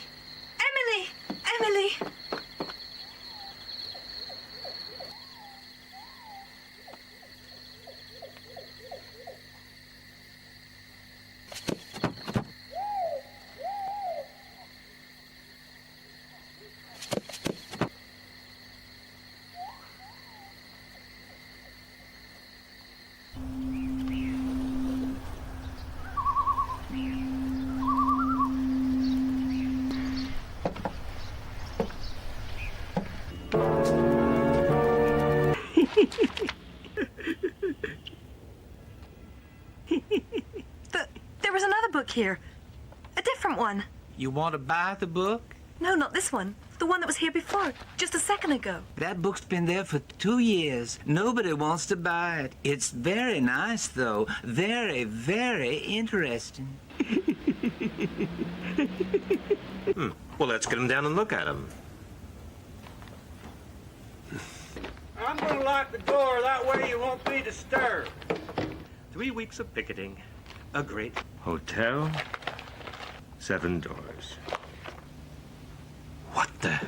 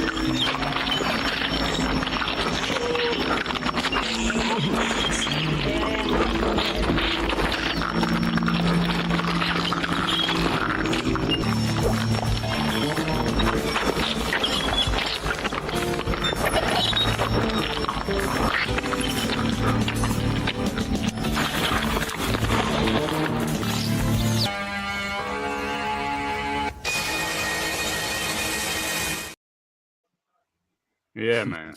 Yeah. Gnarly scene right there, Great, man. man. You know, Yeah. as I was watching that today, like, I mean, of course, we've all seen them Beyond like 20 times, but there's like, there's just one thing where if I had just my power to change it, in the scene where we're seeing the spider play, I'm not talking about the fake spiders that were used to actually grasp on the flesh and everything, but the spiders that were used with the real spiders that mixed in that they made hop on the floor to get to the body. I wish they would have took those out. No, right. Because you notice the actual movement of the other spiders, and you automatically know it's like, oh, those are real, and you can spot the fake ones every time because they're on like a string, and they're making them like, instead of their legs like crawling like this, they're making them do like this, and it just, I don't know, it's just too sore to me every time I see it. And of course, you know, we're cleaning everything up with 4K, and the picture's so damn sharp and vibrant and everything else. The UHD is kicking on at full capacity.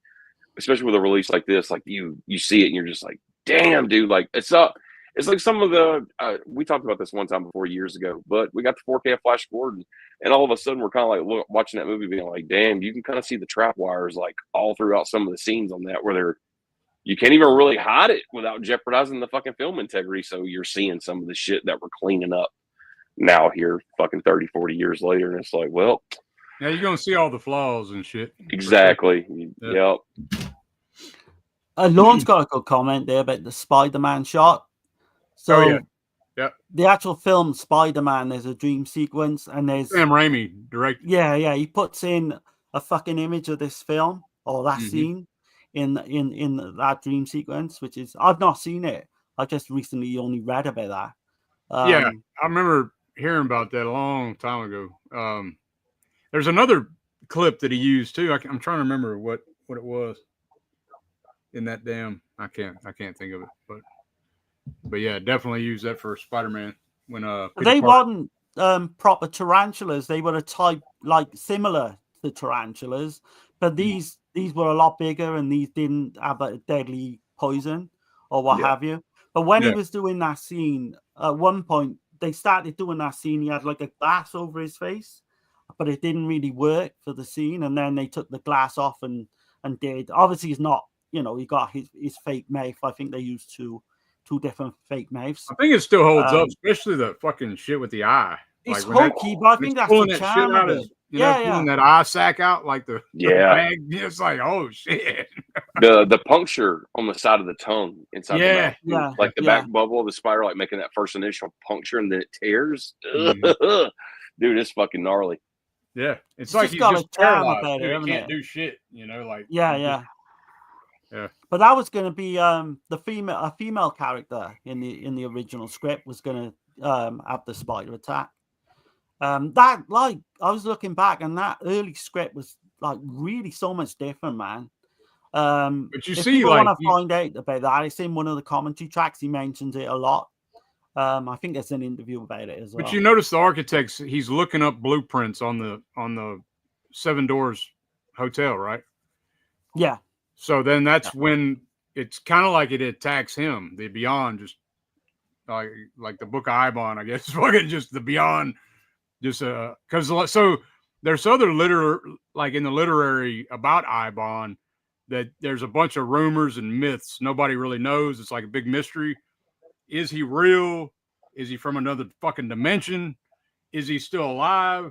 Or is he like, did he transcend into like pure consciousness where he's like everywhere all at once type of shit, like creating all Santa Claus and chaos shit, like it's fucking, it's some wild shit, man. It really is. But especially from differ to screenplay to like from script to screen. I was listening to the commentary track that's provided on the 4K there, and it's the commentary with Warbeck and fill me on what's her name again? Our lead. Yeah, there you go with her. And they're saying that when Fulci first initially got them together to do a script read, that it was one of the coldest script readings that they ever did in their career, even up until that time they recorded that commentary. They say that not only was the reading very cold, but they knew from the beginning that the script itself, that they were going to have to work some magic to bring the movie to life, because what they were reading out loud as far as their dialogue and then having a narration of the setting of where they were at, they pretty much knew that it's like, hey, at that time they didn't know they were going to do a movie that was going to be, immediately held as one of the best Italian horror films, like, so many decades later. They just thought this was like, okay, we're going to do a Fulci film again, and hopefully it resonates really good with the fans, and we can do another one and keep the momentum going, blah blah blah. But they just kind of felt like, oh boy, like here's one right here that didn't read really well, so hopefully it's, we could bring some good acting to the thing. So who knows what that script was at the time?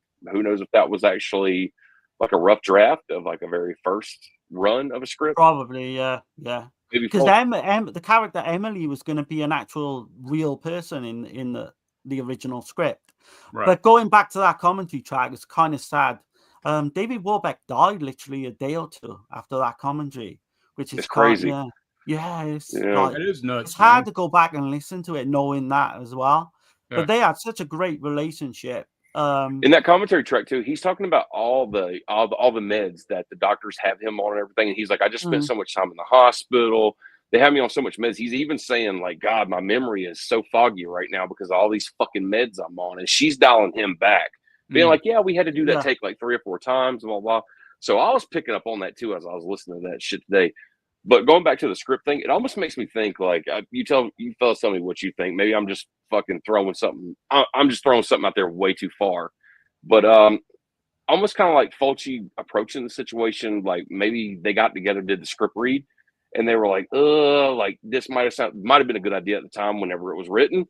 And then they're kind of fleshing it out. And then maybe Fulci got to sit and pull that whole Kubrick thing on The Shining where he's just tearing pages out of Stephen King shit and he's rewriting it all together. It could have been one of those situations for all we know. But maybe, what do you guys think? You think while they were shooting, like Fulci was literally just fucking taking the pen, Xing shit out, and just writing new shit down? Oh yeah, definitely working on the fly. Like, yeah, he probably did it for the better though. Like, Yeah. I'm definitely not saying like if you don't go with your first idea, like fuck that, man. Usually your first idea is probably might be good in most cases, but you can't be 100% on all the fucking time. I mean, even if you're Fulci, right? But yeah, that's what I was saying earlier. Like Sachetti's script was literally ended up like being pretty much discarded, apart from say 20%, which is insane, really. And that's the one they were reading at the table more than likely. But I still think the structure of Sacchetti's story probably, like, you know what I mean? It's the base. And then, it's probably, yeah. You know what I mean? And like, it was just added to, and you know what I mean? So different scenes, just get added on, and But like, so I also heard that a lot of people said that Fulci was more into Agatha Christie type of stuff than like Lovecraft or the cosmic horror type stuff, okay, that's interesting, because he didn't do a lot of like murder mysteries, really, did he? Like Fulci, apart from obviously his Giallo. What was Psychic? What would you exactly watch that yet? That's a Giallo / there's some supernatural shit in there too, but so is Deep Red. I would say that would qualify as a murder mystery as well, I suppose. Right. You'll have to break that down one day and like do a fucking stream on that, just so it'll give me an excuse to be like, okay, let me pop open that fucking Severin 4K finally and go through this shit. Fucking amazing. I think did we cover that? Yeah, we've covered it, but it's been a while. Okay. It's been a while. We didn't do. I don't think we did a one-off on it though. No, we haven't. And Contraband as well. Like you guys had told me about it. Like probably I think it was last year. I popped the DVD in, kind of had it on in the background while I was doing some other shit. I couldn't tell you too many memories I have of that movie, but from what I've seen of it, was pretty fucking good. So I was like, wow, this is Fulci. This is more like a fucking crime movie than it is a Fulci movie to me. But almost kind of reminded me of like a Euro crime flick. What's the Thomas Milliner? I'm thinking of. I'm probably saying that wrong. Thomas Milliner. Yeah. There you go. Yeah. We got a Severin box set of that shit. What's it called? Violent Streets or something? Oh yeah, Violent Streets. Kind of reminded me of those films, and that's in that set. It is. Sure, yeah. We did a kind of a review on that on Dead End Drive-In on Lorne's channel, visited by Voices. So if you want to go back and check out, we have covered the Violent Streets on here too. Yeah. I mean, we're massive like Lanzi fans. Those Plistesky films, I'm like new to them as much as anyone, really. It's only the last couple of years I've been watching them, and they're pretty damn good. Yeah. That's a genre, man, that just keeps getting better and better every single one I watch, man. Yeah. Right. Oh yeah. But yeah, I'm gonna catch some of these comments right quick, y'all. Let's see. Chat's going off, man. I'm glad. I appreciate everybody. Oh, yeah. Good, yeah. Thanks, man. Like everyone who's turned up. Like, see where I'm at. Okay, the spider scene is good. It goes on for a little too long. I agree to that. Yeah, I think it's to make you feel uncomfortable. I mean, I think that's the purpose. But yeah, I get it. 100%. Let's see. Funny with those squeaky tarantulas. Real tarantulas are silent. Yeah. Yeah, they do make a really weird noise, don't they? It is kind of funny, but like I suppose that's like the surreal element. That's what I'm saying. It's not. It's like nightmares coming into reality, right? Yeah, It's like yeah. transcending. Let's see. Fulci was a diverse director, more so than Argento, but they couldn't have been more different. Yeah, absolutely, man. Yeah. Tarantulas don't bite either, right? Oh yeah, they bite. Yeah, they bite. Yeah, they drink blood. So, let's see. Black Glove reviews. They inject venom to paralyze and use. Yeah.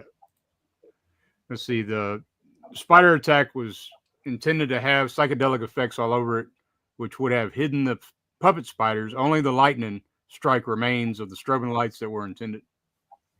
Okay. Oh, okay. Shit, I didn't know that. Yeah. No, I didn't know. Modern effects, baby. Yeah. Got to do. Hey, but there wasn't no fucking AI and CGI and all that shit. They were just like, hey, we got to make this shit modern. So somebody grab something and make it work. Marino says Warbeck did great in this film. I didn't see him in much after this one. Let's see. Yeah, Warbeck did Robin Hood for Hammer.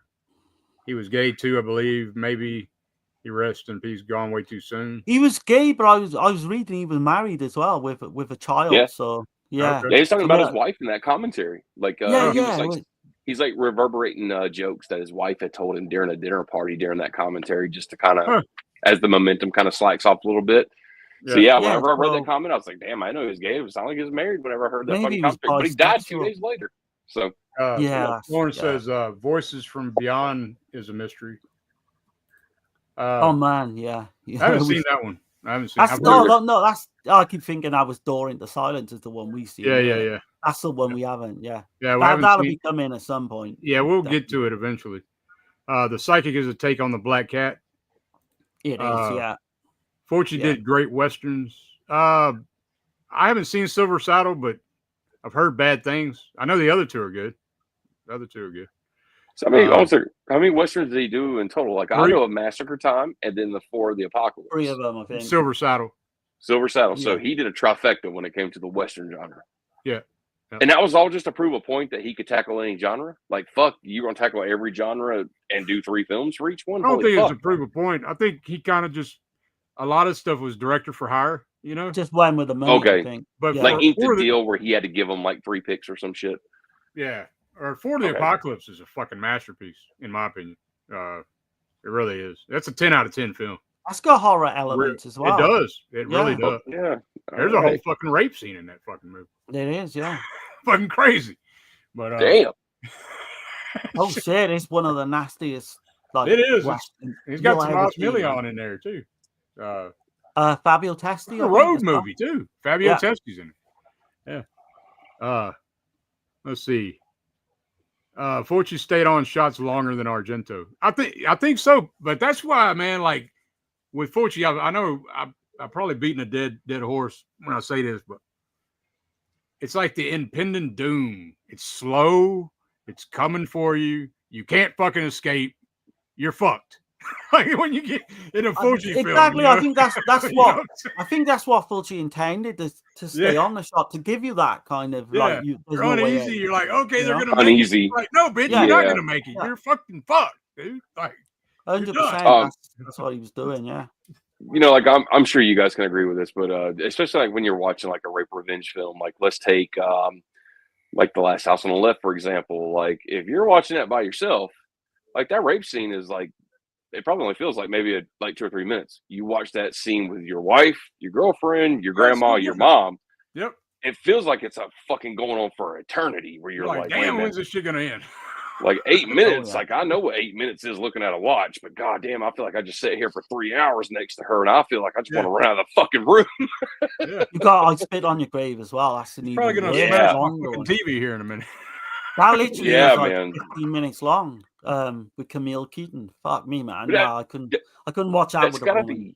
Well, that's got to be a very a rewarding feeling though. Like let's say you have a scene that has that impact to it, and you're sitting in a theater like as a screening audience just to see like a screener test.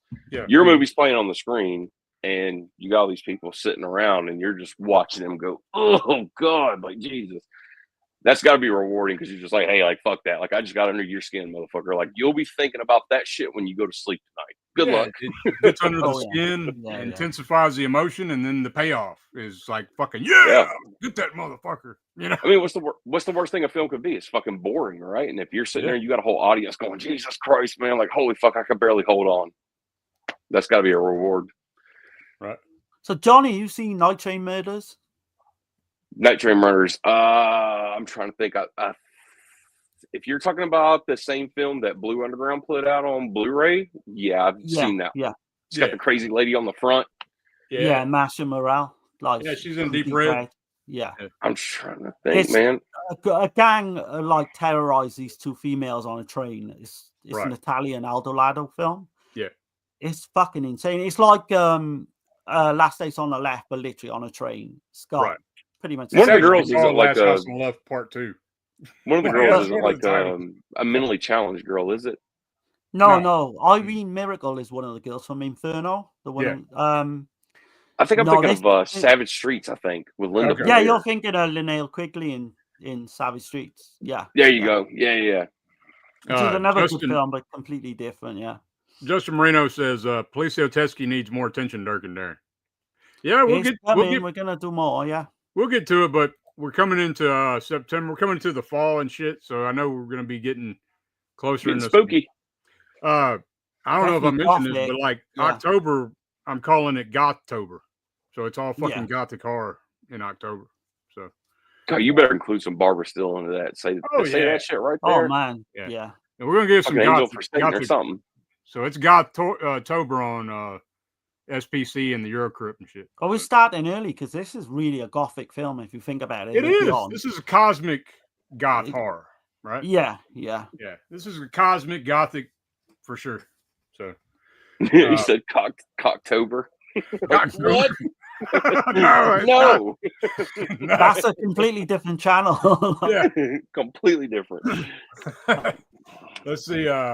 Bring Back James from Italian Policio Teskey and Jolly Reviews. All right. Yeah, we I've lost contact with him. Like, if he ever contacts us again, I definitely would do something with him. Let's see. Let's go. Yeah. Let's see. Savage Streets at least cuts away from the rape to a titty fight in the shower with Linda Blair. Yeah. Man, it's been a minute since I've seen that movie. Never a bad Jackson Jack also, he said, did I miss it? I missed that damn comment, didn't I? Where was it at? I don't know. Let's see. I don't know where it's at. Don't forget about anal. There it is. Don't forget about anal. That's one. Jesus Christ. I don't think about anal to forget about anal, to be honest. But Justin Marino says after the New York Ripper, Fulci's films dropped significantly in all aspects. It's sad. Yeah, they did, and that's because of the backing. That's the money. The money had left. They do drop off in quality, but you've got Murder Rock. The team that he had, he didn't have the same team. He didn't have the same. Right. Shit's gonna go down. But I still like a lot of that shit. Like Demonia gets a bad rap. I still dig it. Yeah. Manhattan Baby. That was the last one, right? But before. Or was it Murder Rock? Like Murder Rock. I'd still put Murder Rock in. Murder Rock's pretty top tier. Best stuff. It's a bad film. It's a terrible film, but for me, I would put it right in my top 10. Let's see. Chris says I do like Manhattan Baby from Fulci. It's his take on Poltergeist. His last best score and last original film team. The score in Manhattan Baby is amazing. It is, and it's also got the Beyond notes in there.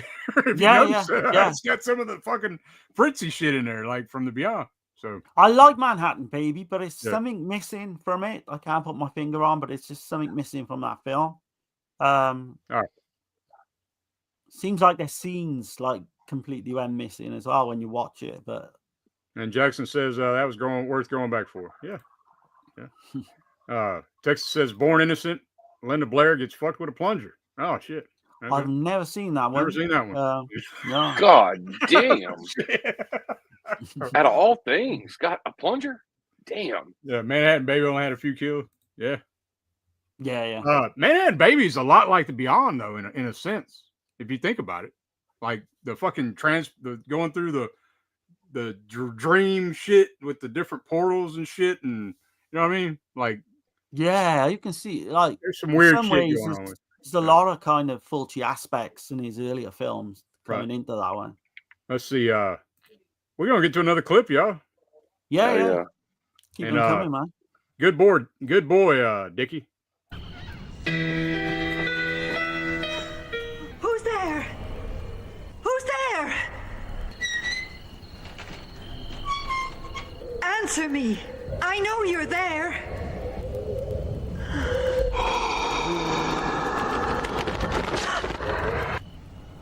I know it's you. I can sense it. What do you want from me now? What is it now? Spike, I know you're here.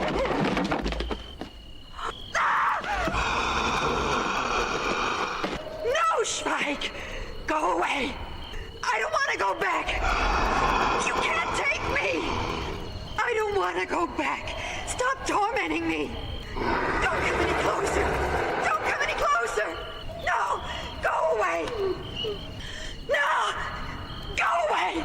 Don't touch me. You can't take me back. I did what I've been asked. Now leave me alone. Go. I don't want to go back. Attack, Dickie! Attack, Dickie! Attack! Dickie! Dickie! Don't let them get near me! Attack! Attack! Dickie! Attack! Get them! Good boy. Good boy, Dickie. You made them go away.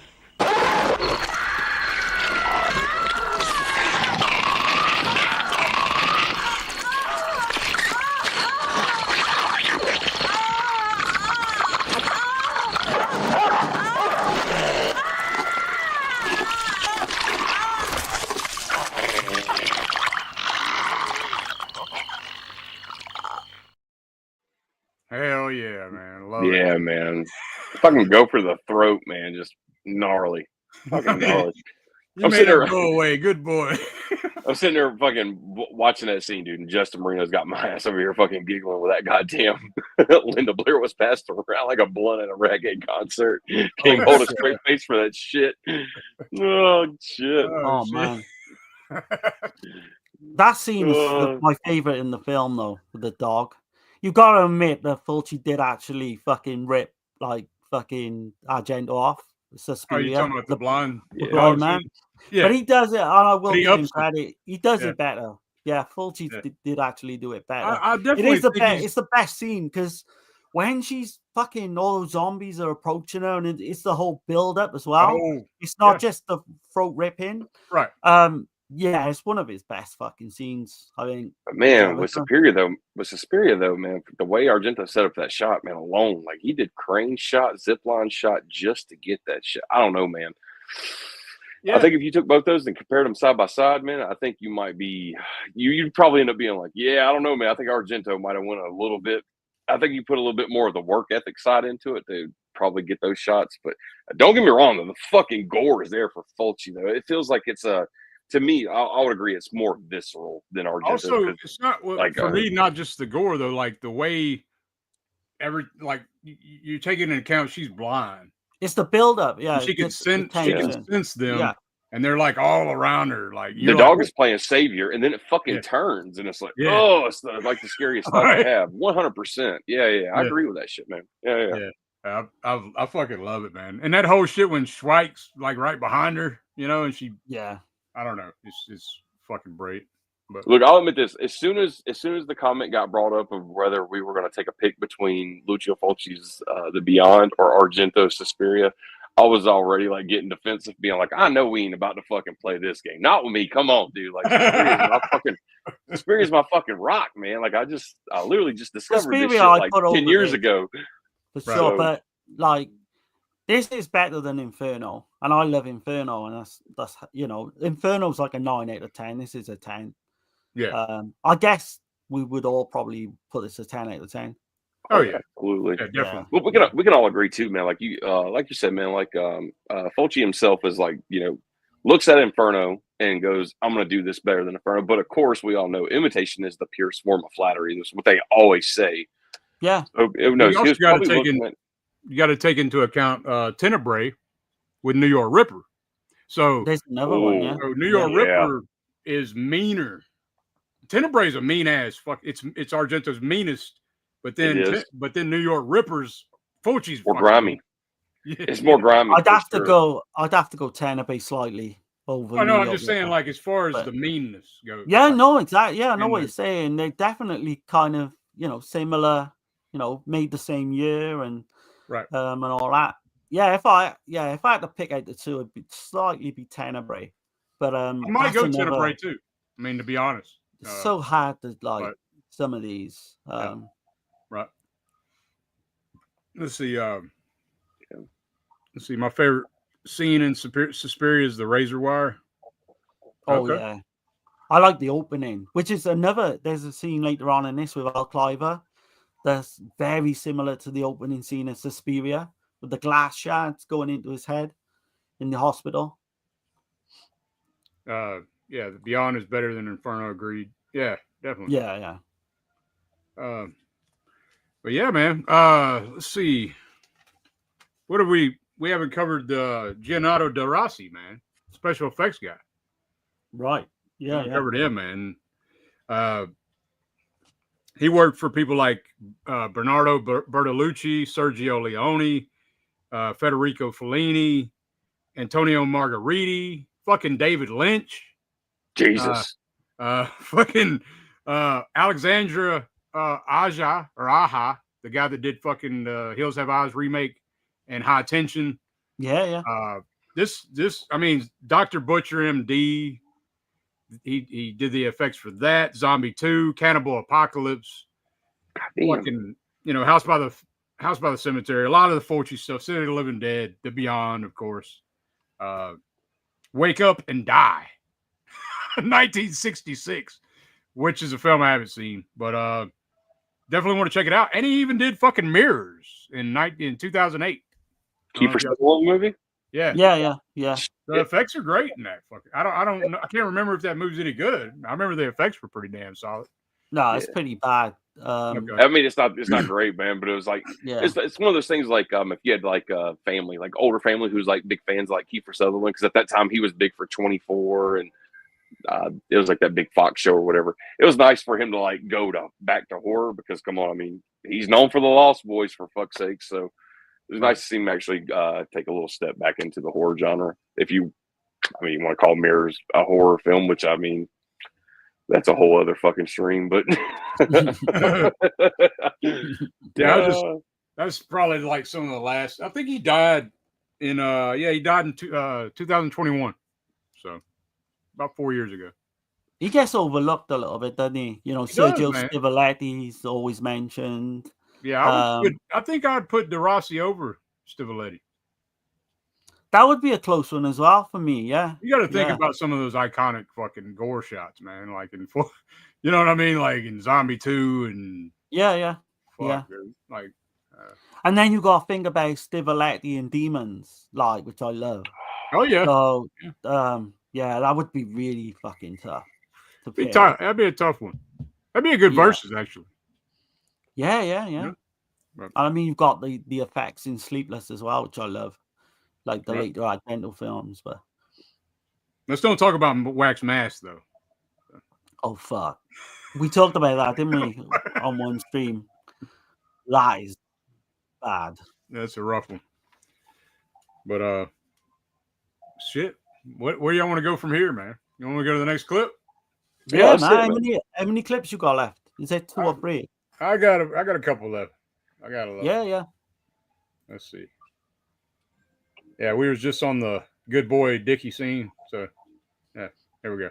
The 7 dreaded gateways to hell are concealed in 7 cursed places.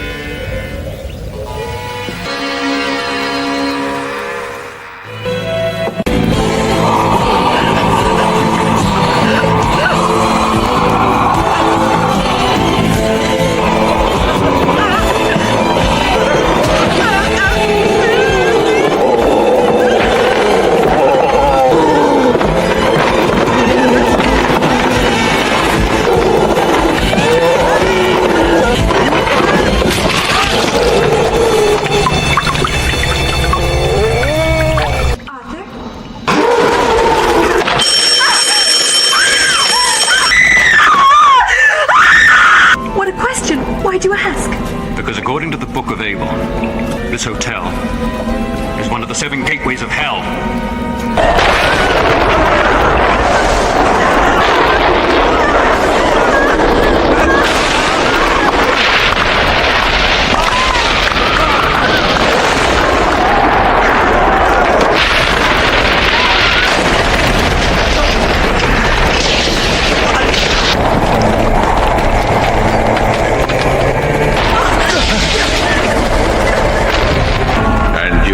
Face the sea of darkness and all therein that may be explored.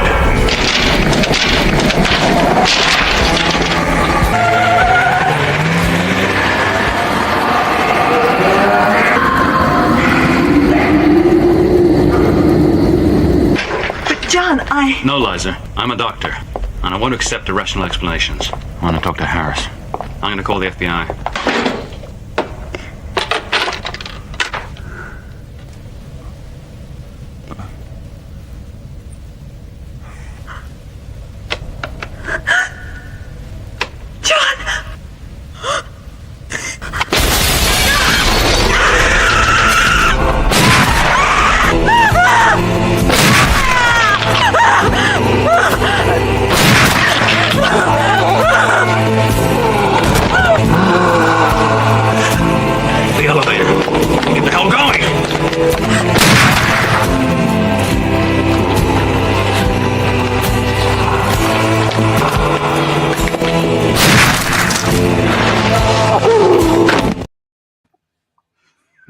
Get the hell going, damn it.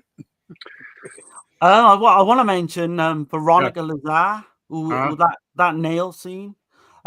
She was literally in Inferno as well. I know I keep doing that comparison, but she played Death itself in Inferno. Oh yeah, yep, that's right. With regards to the other scenes, though, none of the zombie action you see towards the end of this film was actually in the original script. They the producers wanted to add it in because Fulci didn't want it either. Fulci didn't want it, no. Right. No. And they do kind of seem a little bit out of place. If you look close as well with high definition, you can see the zombie makeup isn't that great. I think they touched up some of the main parts that were going to be shown, but you could tell the rest wasn't. Yeah. I think they used a lot of tramps and shit from outside the actual film studio. Oh yeah, they did. Especially in the painting. Yeah. Yeah, the painting scene, they paid them what? Right, in that scene, yeah. Did they pay them booze and shit? Yeah, a bottle of wine, I think it was. But the zombie makeup doesn't hold up, I don't think, towards the end. Yeah. Did you notice? I don't think you clipped it, but did you notice a scene where they're in the lift and David Warbeck's got the gun? Oh, I got it. Oh, you got it. We can talk about that later. Then. Yeah. That's a great scene as well. Quite kind of funny. They left that in continuity wise, which is kind of strange. Well, he said he did that for a gag. He was like, he was definitely doing it on purpose. You see him trying to put a bullet down the barrel. Yeah, of the gun.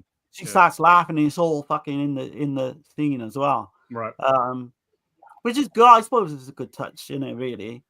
The commentary track. I was listening to that today, and I think they were kind of. I don't think they had a disagreement on it, but both of them were talking about how during the shooting segment that they couldn't do a second take for whenever she's standing in front of the glass and the zombie breaks through behind her. And she said she was dreading that scene the whole time because it's just one of those things where it's so loud it just scared the shit out of her. But they couldn't do it. They couldn't do a second take, whether it was because of principal photography schedule, money, who knows. They didn't really clarify that in the commentary. However, David Warbeck, though, was saying that the one and only time that him and Lucio Fulci had come to butt heads together was Fulci was filming a sequence where he was doing headshots on the zombies with the revolver. And the way that Fulci wanted him to do was to aim the gun specifically for a headshot and actually aim it at the actor. And Warbeck said that he didn't want to do that. He wanted to do it where Fulci would move the camera to get a different viewpoint. It became an argument to the point where they both argued for a brief moment. They both turned, walked, and went their separate ways. Warbeck said him and Fulci later went on out to lunch. They had lunch and like a bottle of wine. They came back and Fulci was like, let me shoot this at a different angle. So he actually did cave gives a little bit of his personality there, being like, oh, it's either my way or the highway kind of thing, because I'm the director. So that was kind of cool to hear that. Not really sure why he would refuse to use the revolver to point at, because I'm assuming it's 1980 and a lot of shit. Who knows if he is one of those people who's like, hey, shit could go wrong. I've always been known to treat it like a live gun, blah, blah, blah, whatever the case may be. Who knows? But it's kind of cool, though, to see where it was like, hey, like, fuck it. It's not that bad. We already killed this much time. We've already had an argument over it. Let's not let this little shit put a divide in between us. We'll shoot it from a different angle. Fuck it. So that was cool to see that. Right. I think some of the shots where he shoots with the squibs as well did actually literally hurt the people they were. And I think he had an issue with that Warbeck as well. Now, let me ask y'all something. Like, when you first saw this movie and you see him, ain't it frustrating though? Like, when the first time you watch this and you see him, he's still shooting the body. And like, you're like, why you keep fucking shooting him in the body? Like, shoot him in the fucking head. And then, well, I mean, it's the same thing as like watching the fucking dumb white girl trip over her fucking feet when she's running away from the fucking whoever it is in a horror movie. It's like, it's done on purpose for sure. And also, you notice like he shoots like 9 times with the fucking a six shot revolver, right? Yeah. But so what point? So I wanted to ask y'all this: when do you think that they've actually transcended into the beyond? At what part of the film do you think that actually happened? Go for it, Darren, because I guarantee you, me and you gonna have the same answer, especially with that staircase. I would say, so they're in the hospital, right? And then for some magical reason, they end up in the basement of the house. Mm-hmm. So I don't know what's transcended between that. Yeah. So maybe in between there, they. You know what I think it is? Go on. When the fucking architect wipes the fucking painting. Look at you.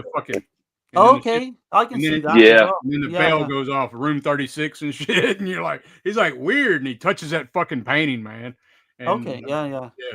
Because it's go ahead. I was almost sure we were all three going to be like, yeah, man, it's that moment where reality kicks in, where they come down the spiral staircase to get to the basement. Now, we saw when the plumber went to the hotel and he's coming down. Mm-hmm. He's walking from the far side of the basement in the back, where he's coming down where all the water's on the floor.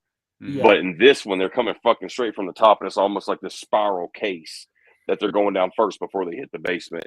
And then she says it out loud. She's like, "How the fuck are we in the basement of the hotel? Right. This is the hotel." A weird scene. Yeah, right. Something doesn't add up. But also, when they're driving, everything, there's nothing around. Like, it's a ghost town and shit. When they're on the way to the hospital, I think you're 110%. I mean, we're talking about a fucking Fulci movie here. No matter how much anybody could love this guy, like, some shit's not going to make sense.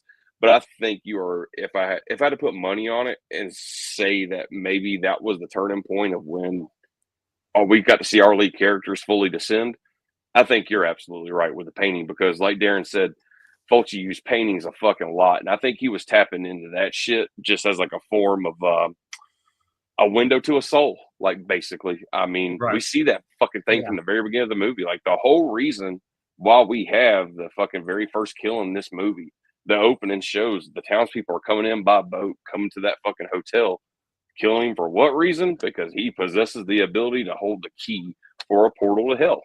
Yeah, because they think he's cursed the town, and in all reality, he's telling them, "I'm the only one that can save you." Like, there you go. And it's like his revenge in a way. I mean, you can interpret this fucking film so many ways, but yeah, it is. It's a little open, isn't it? You can have some fun with it. There's some freedom and liberties there to have with it. Yeah. So that's pretty cool too. I didn't really think about it that way until you brought it up. But yeah, Schweik, man, in the original script though, he was not a protector of the world. He was actually wanting to open the gate to hell in the original script. They changed that. Fulci changed that part of it. Also, at the end, Liza and John don't end up in like what we get when we see, the abyss, the beyond. They end up in a fucking an abandoned amusement park. That's right. Yeah. With the living dead walking around and shit. Like, in a fucking. But that would have been cost too much and shit. And there wasn't no amusement parks around New Orleans anyway. And then the amount of money it would have took to get everybody in zombie makeup and wardrobe and everything. I mean, that would have been cool, but with Yeah. what they went with, I don't think you could really beat that. And that scene, Yeah, I love it. It's Simple. actually done in the Palo studio in Rome. Yeah. And they were when they actually was trying to work out how to direct this scene, like, so you need a vision of hell, basically, or the afterlife. Mm-hmm. They were really scratching their heads, like they thought, how the hell are we going to do this? And they were like, they set up this big room in that those TV studios. Mm-hmm. And I think they use so many voltage lights and all that. And they just, by accident, got the look. I think they shut all the doors. They got everyone to go away from the scene, and just they miraculously, got this scene that looks exactly what they were going for. I think it's one of the greatest endings. I think so too, man. I think it's done simple and it's effective and it's it's amazing. You've got to think the last, certainly David Warbeck's last, his expression on his face when he's gone mad. And but it's fear. He keeps it playing, but he's like really fucking portrays that fucking scene well. Yeah, I don't want to bore anybody with things about the book. Y'all let me know if y'all want me to touch on it or not. But I will, like, once we get through covering the film all the way. But no, I'm good, man, for that. Yeah, I got one more clip to play if y'all ready. Yeah. I think it's the final clip of the film. So hey, since the final clip, I'll tell you this, man, just out of all brutal honesty. Yeah. Especially when it comes to the Beyond, man. Like, I put this up there. I've said before, like, I have to hold City of the Living Dead at number 1 for the Fulci films for me. Yeah. That's just because I hold Phenomena as my favorite Argento film. Most people hold Suspiria or Tenebrae. Yeah. I'm just fucking not trying to be odd. It's just what I like. But I can ask me tomorrow, and I'll probably tell you that the Beyond probably touches me a little bit more than City of the Living Dead. We can do this all fucking week. Just like Tarantino movies, I'll rotate those bitches out top 5 every day of the week. They'll change. Yeah. But well, I will say with TCM Beyond, and Exorcist, like they can change any day. The Beyond, though, I can tell you this: the very best thing for me about this movie is there's 2, and it's the beginning and the end. I think it's the best opening to a fucking movie where you can't help but surrender to it because it opens up so fucking well. That narration, it will catch you immediately where you're like, okay, we got some substance here. There's a story behind this shit. It'll put you right there in the feels of it because you're fucking literally watching a brutal fucking torture. Basically, I mean, they're crucifying this fucking dude right from the get as soon as this movie starts. Right. And the end is basically whether, how confusing it is to you or not. The end of the fucking movie is almost like this transition of where you get to see 2 people trying to figure out this really confusing, these scenarios of being just confusing fucking plots. And then all of a sudden we see the transition of being like, oh, that's why the painting was so fucking pronounced in this movie is they wound up in the shit, which we saw in the very beginning. It always like a full circle for me and that's what makes sense the most to this movie. But yeah, beginning and end, man, fucking there's my definitely favorite part of loops the movie. involved. Definitely loops involved. I'll tell you, I've got a question we didn't really touch upon is the Emily character. Do you think so? Is she like a ghost? Is she coming back to She's been sent back purposely, I think, to interrupt. To tell her, to warn her, and what have you know what I think though? Like after knowing more about the Book of Eibon, so it talks about alternate lives. So it talks about every person or everything, living thing or whatever, has an alternate life in another reality, in another dimension. I think Liza is Emily. Well, like you said, each different dimension, door, in a different time, because everything each loops chapter is a back door. around. Yeah, each chapter is a door that's got 7 sins, right? Right. But let's say that person has fully completed those 7 chapters, whether they went from a state of mental madness to being fucking blind and having a canine dog. That's like your seeing eye dog now. Maybe that was your punishment for doing it. Right. But is it one of those things where she actually gets to correct that sin by being like the signal of warning going back? Right. You know what I'm saying? Like she's already progressed into another state, another existence. She says, like, if you listen to dialogue, she says, I did what you asked of me. Yeah, Yep. that is that. But she doesn't want to go back. So we know it's horrible because she's begging. I'm like, no, like, don't take me back. Right. So, yeah. It's kind of crazy. Like I said, I don't want to bore anybody with the book shit, but like, if I can read some of the stuff when we get to the end, just kind of throw it off. Absolutely. Yeah. Let's go down the rabbit hole. Fuck it. Let's go. But yeah, here's the last clip, y'all. Here we go. What the hell's going on around here? I don't know. I think I'm going crazy. Here they come!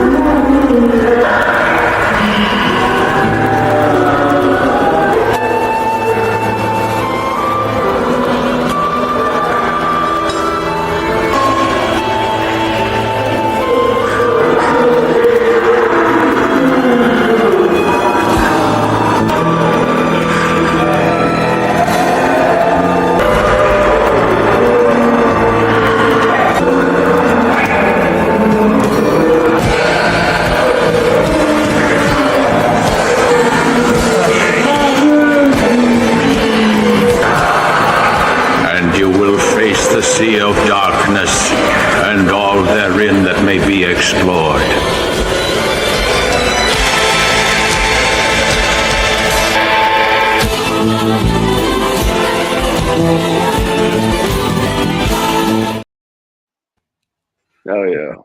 Hell yeah, man. I hope you don't get dinged though, man. As you was playing that clip, I'm looking around on the bodies on the floor, and I'm like, oh, I can definitely see that. And then the music kicks in, I'm like, oh. Yeah, well, I chop it up. Hopefully, good enough. But the fair use warning is weird on YouTube. I've always thought. By the way, it's a little late, but here we go. Put it in there anyway. Like there you go. Yeah. But I know we touched upon it earlier, but the new composer's cut, man. Yeah. Put this film from a 9 out of 10 for me, 9.5 out of 10, right to a 10. Yeah. I mean, anybody in the chat who's not got this new release, I urge you to go out and listen to it because it is fucking phenomenal. That soundtrack. I told Darren that before he checked it out. Well, no, I was very skeptical. Yeah, he was like, I don't know, man. I don't know if you get any better than the original. I was like, dude, it's just like the original, just so much more added to it. More is with it, yeah. It's incredible. Nothing's changed, really. It's just enhanced. Well, more on the subject because this is some of my favorite shit to pick at. But let's say, for both of you guys, let's say you're holding on to your Grindhouse release because I just saw Justin Marino kind of do the whole thing saying he missed out on this one, but he does have this one. I'm assuming this is the one he's talking about. Right. Say you do have this one, and maybe the wallet might be strapped a little tight these days, and that big ass box that we just got from Grindhouse, the new one anyways, we know that shit came with a steep price tag. Would you guys definitely still say like, hey, like keep it in consideration? I know the fucking price tag is a lot steeper and you already got this one. Are you still leaning on saying, hey, you got your bang for your buck if you go this way? Would you still say that? I think this is one of the releases, not just of the year, probably of the last 10 years. Yeah. So I would highly recommend people. Yeah, I definitely would recommend to get this release for sure. But in terms of extras as well, it's just packed. You won't get. I mean, it's going to take me a long time to. I mean, you get this thick ass book. I started reading, and this is by the way, I started reading it, but I didn't get too far into it. But it's got some good shit in here, man. I mean, I was like you, Johnny. Like when we said, "Oh, we got like a week to do this," I'm like, "Oh yeah, we'll get through that, no problem." Like all the extras are just in, like they just keep on coming, man. Right. Before I forget it, disc 3 in the new set right here, I should say, because I was going over it myself, just trying to cram what I could in the short amount of time. Disc 3 in this one is literally disc 2 of this one. They literally took disc 2 out of here and put it in this one for the special feature Blu-ray. Stuff, just that's been duplicated because, of course, they want to make sure you got all the special features from this release for this one. This bitch is 6 discs. They want to make sure that you got everything. So I do myself say this is 100%. I think your fruit. Not only is it worth it, but I think it's safe to say that you're future-proofing yourself with this one because we don't all know exactly what's going to happen in the later years with technology or whether 6K or 8K or whatever the fuck it's going to be.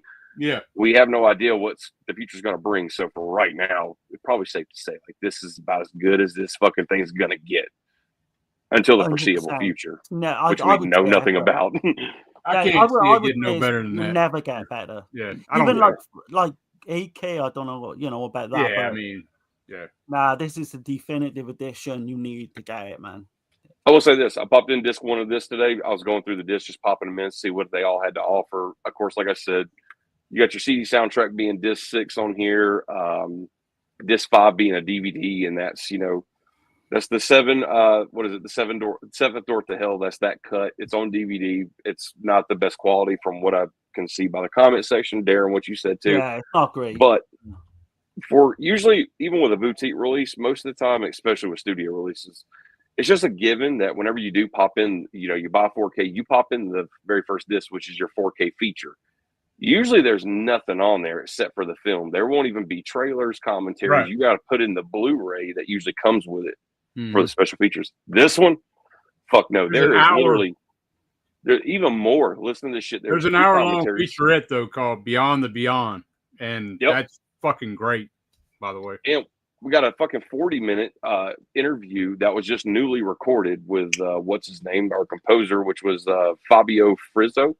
I believe that's around like 35 minutes or so. And I told you guys that under the special features, it said like you can click on it. It's the Fabio Frizzi cut. When I clicked on it just now, it was actually like a 32-minute interview they had done with him.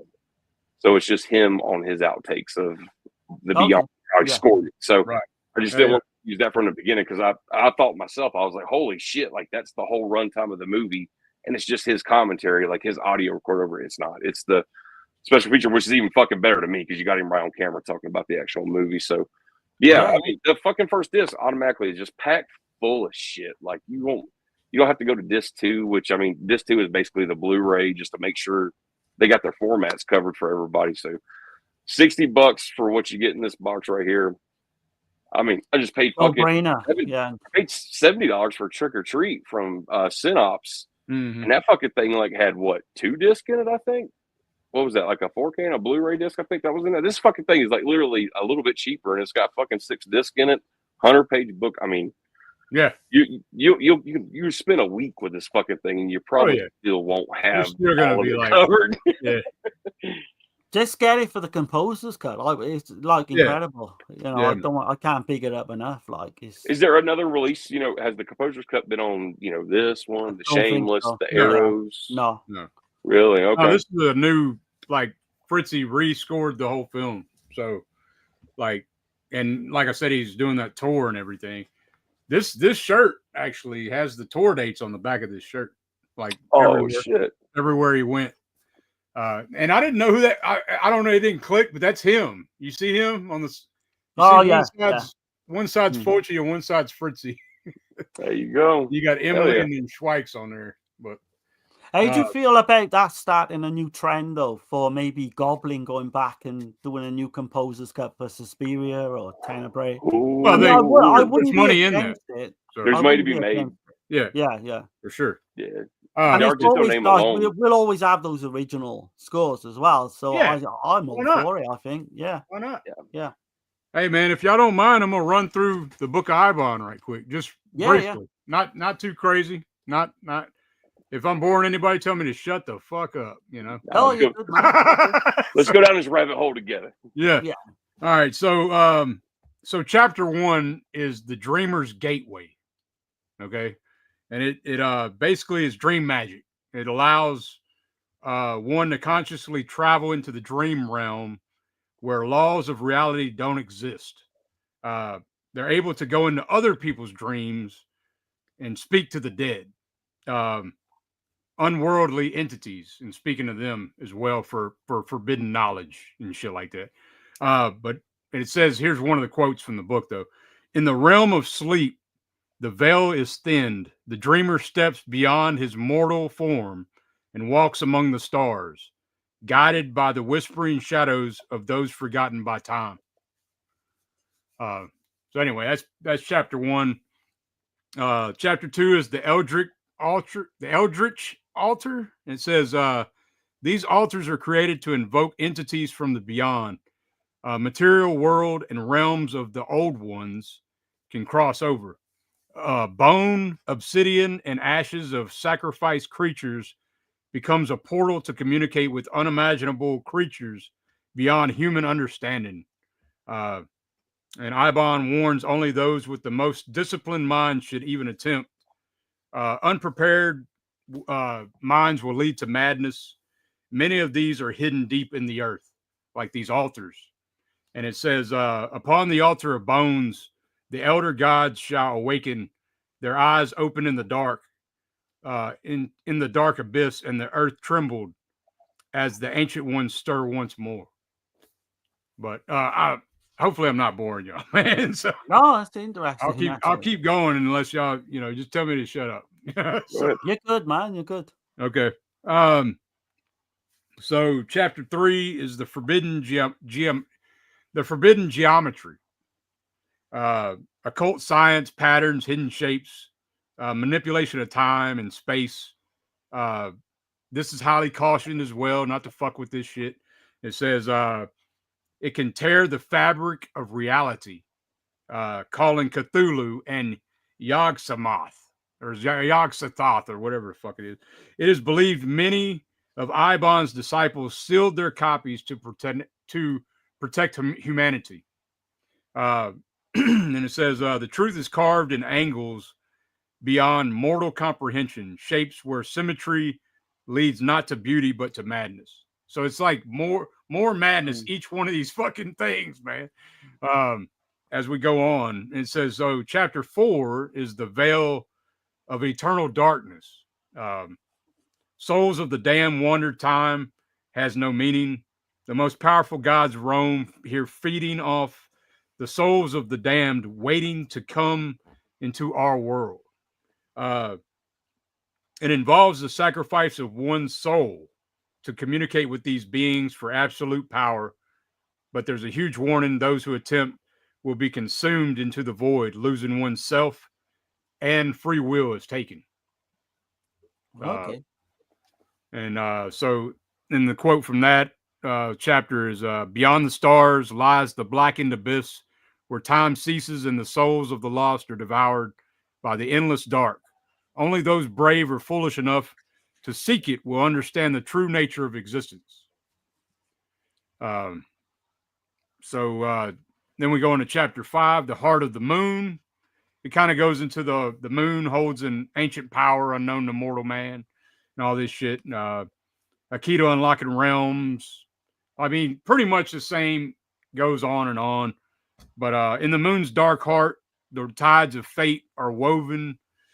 To understand its pulse is to look into the eyes of the gods themselves, and understanding that no mortal mind can bear without unraveling. Chapter 6, the eternal return. So we do see this. We see like all this shit in this movie.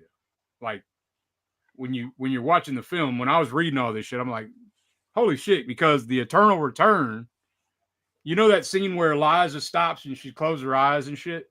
And you see Emily just keeps going looping outside with the dog and shit. So it says, the eternal recurrence, all things are doomed to repeat themselves. Endless cycles. Cycles of time are controlled by cosmic forces that transcend human understanding Ancient gods are trapped. Only way to escape is to decipher the patterns. The wheel of time turns without end. To stand at its center is to understand the deepest truths of existence, but to stand there is to be lost, bound to the eternal dance of reoccurrence. So, like, anyway, it's pretty. So good. that's a book you can actually buy, is it? Yeah, the book of Eibon. Yeah, it's crazy when we realize that's actually real, man. Yeah. It's and then there's one. Here's the last thing, man. Like I said, I see people checked out already. They're like, "What the fuck? This is above my pay grade," but whatever. I'm gonna put it out here anyway. The chapter 7, the final chapter, the awakening of the old ones, and it basically warns of their return would destroy our fucking world. So some believe they would enlighten us, but they don't care about mortals. So there's a battle between different groups of people that would want to be enlightened by these cosmic beings, but then the other group of people are like, fuck that, we want to save our world, so let's not let anybody know about this shit, you know. So trading of the soul ritual would be involved, for forbidden knowledge to lose one. So they'd be willing to lose their humanity just to know all the mysteries of the fucking universe, basically. It's fucking crazy shit. It is crazy, man. And to awaken the old ones is to invite the end. Turn away from this path, for once it is set there is no return. So anyway. Yeah, man. I mean, it's pretty wild shit. Yeah. A ton of symbolism, like you even said, like as far as, you know, the sign of the symbols and everything. I mean, you look at the front of the book that even came with our edition. Like, right. I mean, literally, it's almost like that TS looking kind of symbol, but it's blurred and flipped a little bit. Like we see that throughout the basement, whether it's on actually like a weight bearing post that's been put in the ground, the wall where the plumber's like chipping away to get through the brick so he can break past the barricade. You see it's literally stamped on it. I mean, you see it on Schweik's body too in the morgue. There you go. When he turns his arm, he looks. He's like, "What the fuck is that?" And see, he's reading the book. So they keep looking at the book, and then Liza was looking for the book. Yeah. So she probably did fucking read the book and lost her fucking mind. Like, you know what I'm saying? Like, because all of a sudden it's misplaced whenever the doctor is there. She was like, she's startled. Like, well, the book was just right there. Right. Well, he ends up reading it as well, McCabe, doesn't he? The doctor. He ends up reading it. Yep. And it's also there's the whole thing is like you can't read the entire book, but by the time you get to the end of the book, it says that you lost your fucking mind. So unless you're like mentally prepared for it. So anyway, it's pretty deep. It's pretty crazy. Pretty wild. It is wild, man. Yeah. It's like there has to be a sacrifice to obtain that knowledge. And of course, you got to sacrifice your soul. There's another one where you got to sacrifice an innocent and all this crazy shit. And like, whoa, like what the hell, you know? But almost like sacrifice your sanity as well, just by definitely. Man, I mean, I'm sure in some religions, like they probably just go just almost as that close to being that far in some beliefs. Right. Think about L. Ron Hubbard and, you know, amen to that. Fucking shit. But man, no, this has been great, y'all, man. Absolutely. Appreciate you coming on, dude, and catching the beyond. Dude, the appreciation is all over here, man. Thank you guys so much for letting me come back, man. It's always a fucking treat, man, to come back. I'll be completely honest with you. I'm trying to, right before we started, I was trying to think too. I think today, watching this, is probably one of the first horror films I've probably watched here in a little while, because I've been going off on tangents with mafia movies and other genres a lot, because I've just been buying a bunch of stuff that was on sale and trying to catch up on some watching stuff. And yeah, it's been a little bit since I actually sat down and watched a horror film, other than actually going to the theater to see the original Texas Chainsaw Massacre for its 51st birthday. So that was that was a great experience about 2 weeks ago. So yeah, that was a good experience. But yeah, it's been a little bit since I actually sat down and watched a fucking horror film, and not to mention it's Fulci's The Beyond, and none other than a fucking edition on 4K like this one. So today was a nice fucking day, that's for sure. It's not a bad one to start back up with, really. Right? Yeah. I mean, I it's enjoyed digging into banger. it, man. This is one that you could, you know, in a few years or whatever, we might come back to it and cover again. I mean, you have. I'm sure we will. To be have honest, a whole different fucking outlook on the thing. Yeah. It's crazy. Yeah. But, there's so much more on that box set as well. I want to dive into. So yeah, I'm for sure. We'll probably 2-3 years give this another go. Right. Yeah, there's not much else you can say about this film. But in terms of Johnny coming on, man, you're welcome anytime. Like, thank you, man. I'm sure we'll have a chat in the not too distant and bring you on again, man, because these are always fun times.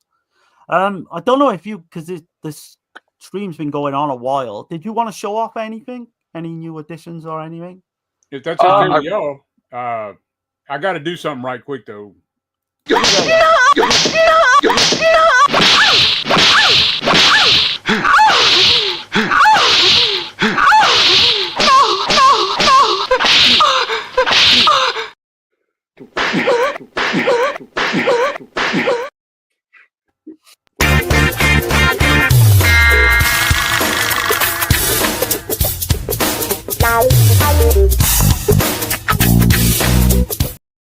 Good Lord, them butt cheeks. Girl got an ass like an onion. Just make me want to cry. Look at the shitter on that critter. That's what I'm saying. Damn. I've got nothing crazy but I've got a few things I can show. Hell yeah, I got pretty much. It's not really in order, but I'll fucking pick them up as I go. I mean, it's don't have to be in order, man. And I think what I'm gonna start doing is I'm gonna start clipping these and like do a whole nother fucking video. You know what I'm saying? Do like a fucking montage every month or something. Hey, just to be clear and make sure I ain't draining nobody's shit. Are we on like a time limit? You guys got to get off here in a little bit? Or I'm not. No. Everybody's good. Okay, sweet. Hell yeah. Yeah, I'm off tomorrow, so I'm good. All right. But yeah, it's never a time limit. We just kind of go, like rather than do a big update. Yeah, we kind of tack them on the end now, and it seems to be people seem to like it. So you want to go first, Darren? I could do, yeah. I mean, I've got mostly books, to be honest. Here we go. A few of these I bought used. The first one is The Companion to Italian Cinema. I just buy these used on Amazon. I think it's like £4 or something, and there's tons of like directors I've never heard of. American Horrors. This is like a 1990s book. You can see I'm reading it. So the bookmark there. And this is all like there's lots of slashes like Eyes of Laura Maz, as you can see on the front. Next one is Recycled Culture in Contemporary Art and Film. This is more of like kind of what's the word? If you really want to go academic into film, so I won't touch too much on that. This is one I really want to show. Spaghetti Nightmares. I've been after this book for fucking years, man. Yeah. And it come up like used on eBay one like £9 or something. I'm like, fuck yeah, hell yeah, man. It's got interviews of all the top directors, Italian directors. But I can't wait to dive into that. Yeah, man. Again, kind of a similar. Maitland McDonough, Broken Mirrors, Broken Minds. That's the book on Dario Argento. And this goes all the way up into opera, including opera. But she has done like an expanded version, which goes further, to all his right up to present day, I believe. So I can't wait to dig into that. I did get Riccardo Freda, the Roberto Curti book. So I know me and Dirk's already done a stream on him, and there's a few films in here that I know we're going to cover as well. Yep. Sure. Not too much left now. New edition of The Dark Side, as I always get. Dirk would probably like this one because it's got a big, massive piece on Terrifier. Okay. I love that artwork. Yeah. I've always got to plug these, man. I dig that artwork a lot. They're fucking great. And it's like mainly old stuff, horror, but it does include like newer stuff. Last but not least, a couple of DVDs, and that's it. Tupla, which is an Italian giallo. Okay. I went for the cheapest kind of DVD version of it first. If I really like it, is that a newer film? Yeah, it's in the 2000s. Yeah, for sure. Yeah, early 2000s. I want to say. And Scarlet Street, which is a 1940s. Some people would be thinking, what the fuck have you got like a noir film? But this has strong elements of slasher. Certainly in like an opening scene. Someone was saying, I was listening to our podcast. So yeah, that's the stuff I got. Awesome. Cool, man. Let's see. I'm coming. Yeah, man. My bad. Are you good? No, you're good, man. You're good. I'll catch a chat. Well, I'll catch a couple of these comments right quick. Let's see. Got Wild Wrangler in here. Hey, what's up, man? What's going on, man?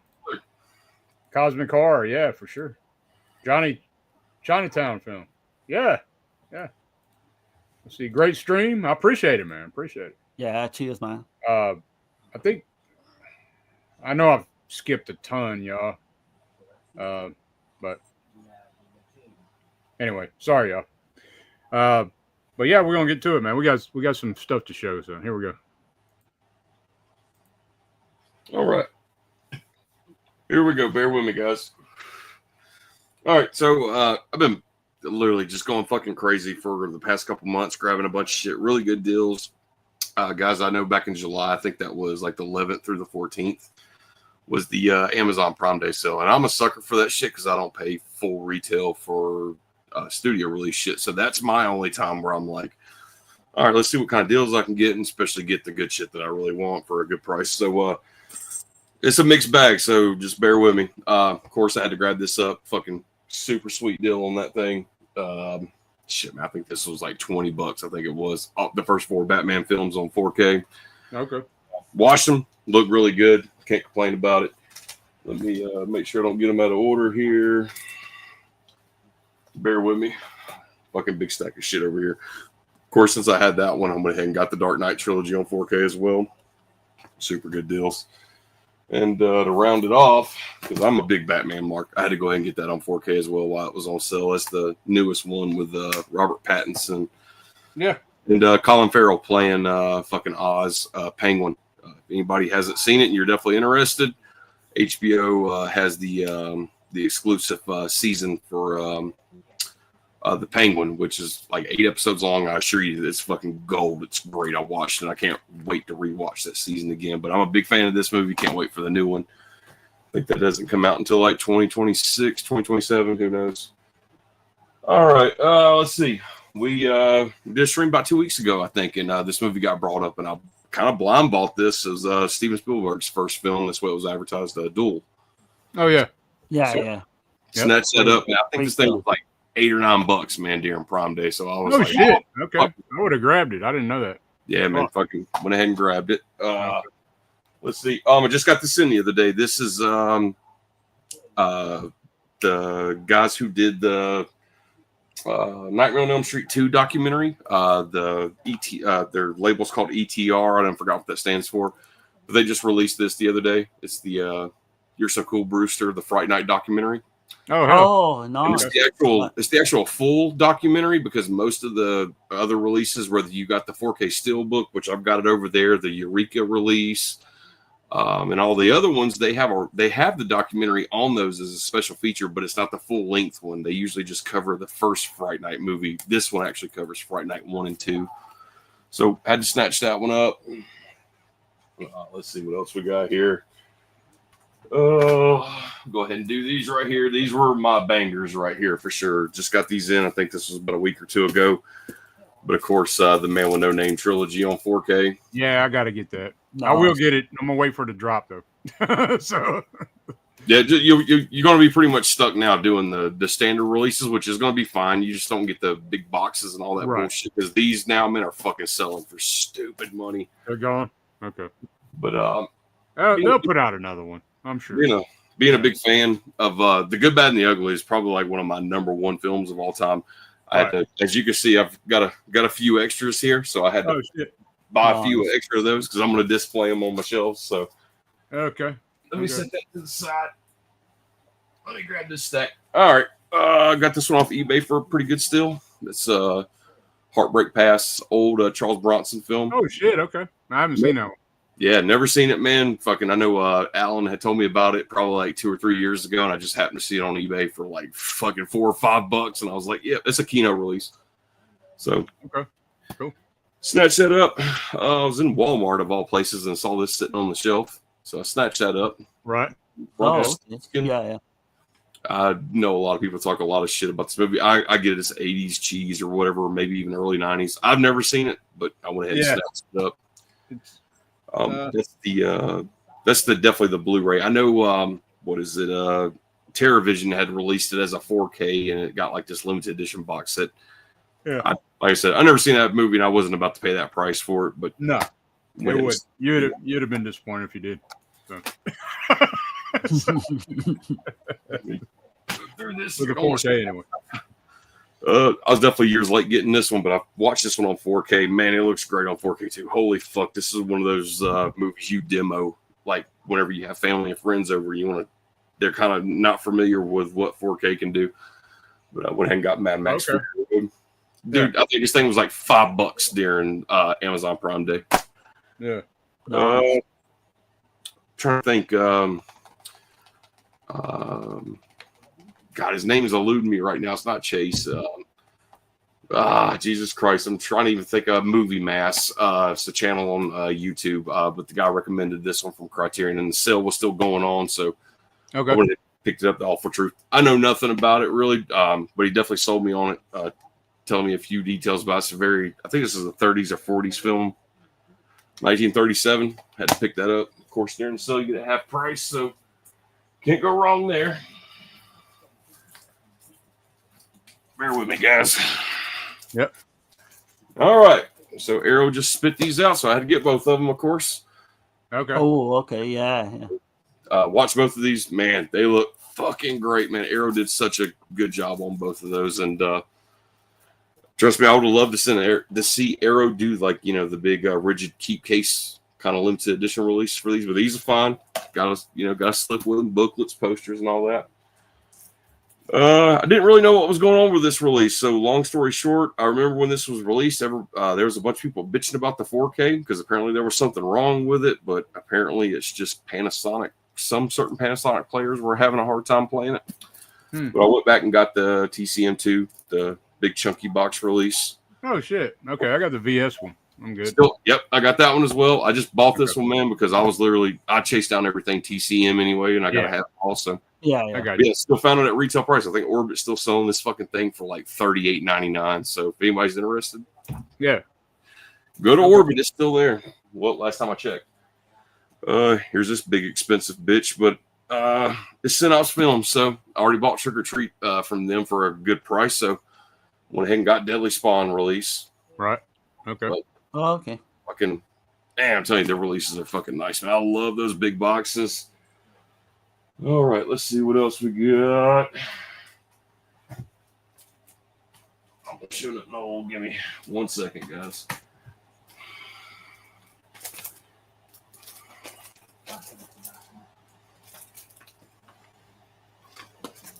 All right, we're getting somewhere. All right, one of a fucking awesome movie right here, especially one of my favorite Tom Cruise movies right here. This was released a few years ago. Not a bunch of people talk about it, but got it for like $7. American made. If you want a really good drug movie, fuck man, that's the way to go. Love that flick. Blind Buy right here again. During Prime Day, it was like $8. Heard some great things about it, just never seen it, so I went ahead and grabbed it. The Maltese Falcon. Yeah. The banger right here, which I fucking had this on Blu-ray and DVD for far too long, so it was time to upgrade it. Can't wait to check it out. That's none other than Scorsese's The Departed. Oh yeah. Damn. Yeah, I think this was like $12 or something, man. Like I said, I grabbed just fucking big boxes of shit, man, while I could. Right. Upgraded this one as well. This one right here, and American made, which I like this one a little bit more. But Tom Cruise and Jamie Kennedy, fuck, man. Jamie Foxx. Oh, yeah, that's a damn good movie. Yeah. I said Jamie Kennedy. God, that'd be the worst pairing in fucking. Jamie Kennedy. Yeah. Jamie Foxx for Collateral. Fox, yeah. I fucking love that movie. Jamie Kennedy would have fucked that movie up. Oh yeah, for sure. Here we go, right here, a $4 grab right here off of Prime Day, Van Helsing. Oh shit! Shit. I'm a sucker for this movie, man. I love the Frankenstein tie-in and all that shit, man. Vampire Flick, man. Yeah. It's I can have a few beers, pop a bucket of popcorn, man, and sit back and enjoy it. So another banger right here, man. There's gonna be a lot of fucking mob movies, guys, because that's what I've been watching the past like 2 months. But had to finally upgrade this one. Fucking one of my favorite movies, American Gangster. Of course, I already showed you another The Departed, so I had to upgrade this one too. Oh shit. Okay. Yeah. Damn good one. It looks fucking pretty good. Fucking best war movie of all time right here. Saving Private Ryan. Hey, come on now. So went from war movie, so we'll go to Eddie Murphy now. So got that one on 4K. Unfortunately, I didn't get the slipcover with it, but honestly, I just don't even give a shit because it's a studio release. So yeah. But coming to America, had to have it. Unfortunately, I haven't seen either one of these yet, but I got them for a really good price. It's glass and old. Old is pretty rough, but glass. I know a lot of people think that's rough too, but it's okay. It's not too bad. Old's rough though. It is. So. But who knows? You might like it. All right, so here we go. Fucking Zodiac on 4K. Hell yeah. Oh, nice, man. I love that fucking. I love that film. It's a banger. One of the best black and white films I've probably seen in a while, man. This is definitely like top 5, especially for James Cagney films for me, man. Criterion fucking put this over the moon for me, man. This was a great 4K just to stumble across. That is the Roaring 20s. God damn, that movie is great. If you like fucking old school mob movies, man, like I couldn't highly recommend that. Ain't that him in that movie, Angels with Dirty Faces? Yes. Yeah. I think you're, but I think you're talking about the Home Alone movie. Of course, in Home Alone, the movie they're playing, Kevin McAllister is like playing a movie in the background. Of course, uses it in Home Alone 2 as well. My brain is jello at this point, though, man. So don't. It's definitely not that. It's definitely not that one, though. Okay. So here's the original. The remake is coming up here in a minute because I upgraded that too, but I went ahead and got that from Criterion as well while the sale was going. The original Scarface. Yeah. Unfortunately, this one looks fucking so good. This one, I guess the surviving film elements of what they had to do the 4K for this. It looks all right, but I assure you, I think it would have been just fine left on Blu-ray. This, however, on 4K, holy fuck, man, it looks so good. But this one, there's some issues. I have to get it next Criterion if they still got it. Let's see here. I'm not sure if I got it this time around or not. Well, you know what? They'll say if I'll go for these. Here's another stack of shit. All right. So had to get all 3 of these. I was a little late to the game, but I got them. That's the Friday the 13th 4Ks on. Oh yeah. From Arrow Video. Snagged all those. Like all them.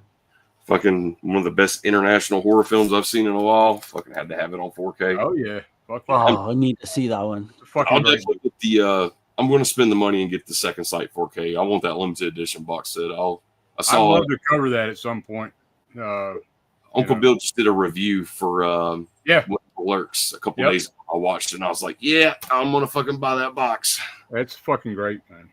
It's kind of funny because Wild Wrangler just put that comment in there, and I literally just got this on 4K. So it was like, I don't even remember talking about this earlier, but yeah, it's Chinatown on 4K. Right. Yeah, I got that too. Yeah. Yeah, fucking super stoked to have this. I love the hell out of that performance from Jack Nicholson in there. Fucking great. I know a lot of people was complaining because it didn't come with the blue in that one, but it is what it is, man. Yeah, but I was like, fuck it. I paid. I can't remember what I paid. It was cheap as hell though. You know, it's a Paramount release, man. But yeah, who knows, man? It was cheap though when I got it, so I was like, fuck it.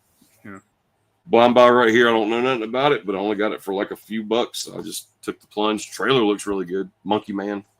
Okay. Yeah. I haven't seen it. I'm a big fan of this one. Got it. Oh, I was so glad this was in the fucking sale. Fucking Clint Eastwood and the Outlaw Josie Wells. Oh fuck yeah, dude! That's my favorite Clint Eastwood. Fucking banger, dude. Yeah, that's my favorite. The favorite one.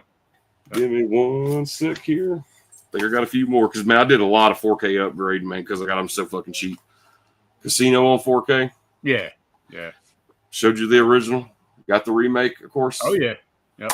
Scarface. Got that one too. I think this was like $6. Apollo Okay. 13. Those are old. One more sec, guys. Let me make sure.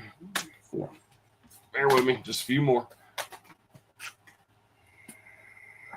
All right, not a big fan of this movie, but it was on sale and it was on 4K, and I do watch this. I hate to admit it, but at least usually twice a year. There are certain things I like about this movie, but I'm definitely not one of the biggest fans of it. Rosemary's Baby, which I think we just talked about. I love that. I love that movie.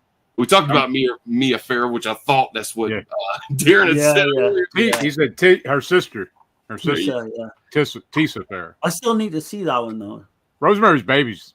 I love that fucking movie. I'll tell you this: the 4K looks really fucking good. Like I went over that myself. It looks really good. Right. They had to do the replacement disc on that. So I had to fucking do this whole thing to contact them, and they had to send me the fucking replacement disc and shit. So. Damn it! I'll have to check mine then. But they might have fixed it. I don't know. Hopefully. Damn. I'm glad you said something. I'll definitely check it. Yeah, because the audio is fucking weird. If you don't like, it's a little jacked up. So make sure that's all I got laying around. Another one kind of like Apollo 13. I got this at the same time too. Just threw it in the cart, especially it's fucking 4Ks for like $4 or $5. Field of Dreams. Oh yeah. I haven't seen this movie in like fucking 20, 25 years, man. So threw it in the cart though. Finally upgraded this one. The Town. Fucking love that movie. And this is a blind buy for me. It was on sale, so I said, fuck it. I buy the trailer. I definitely want to see it, but I heard it's not that great. The Bike Riders. Yeah, I don't know nothing about that one. And guys, I'm trying to look on that table over there to see if I got anything else. I think that's it, guys. Okay. All right. Okay. Yep. All right. I got a stack here, and then we'll get out of here, y'all. Here we go.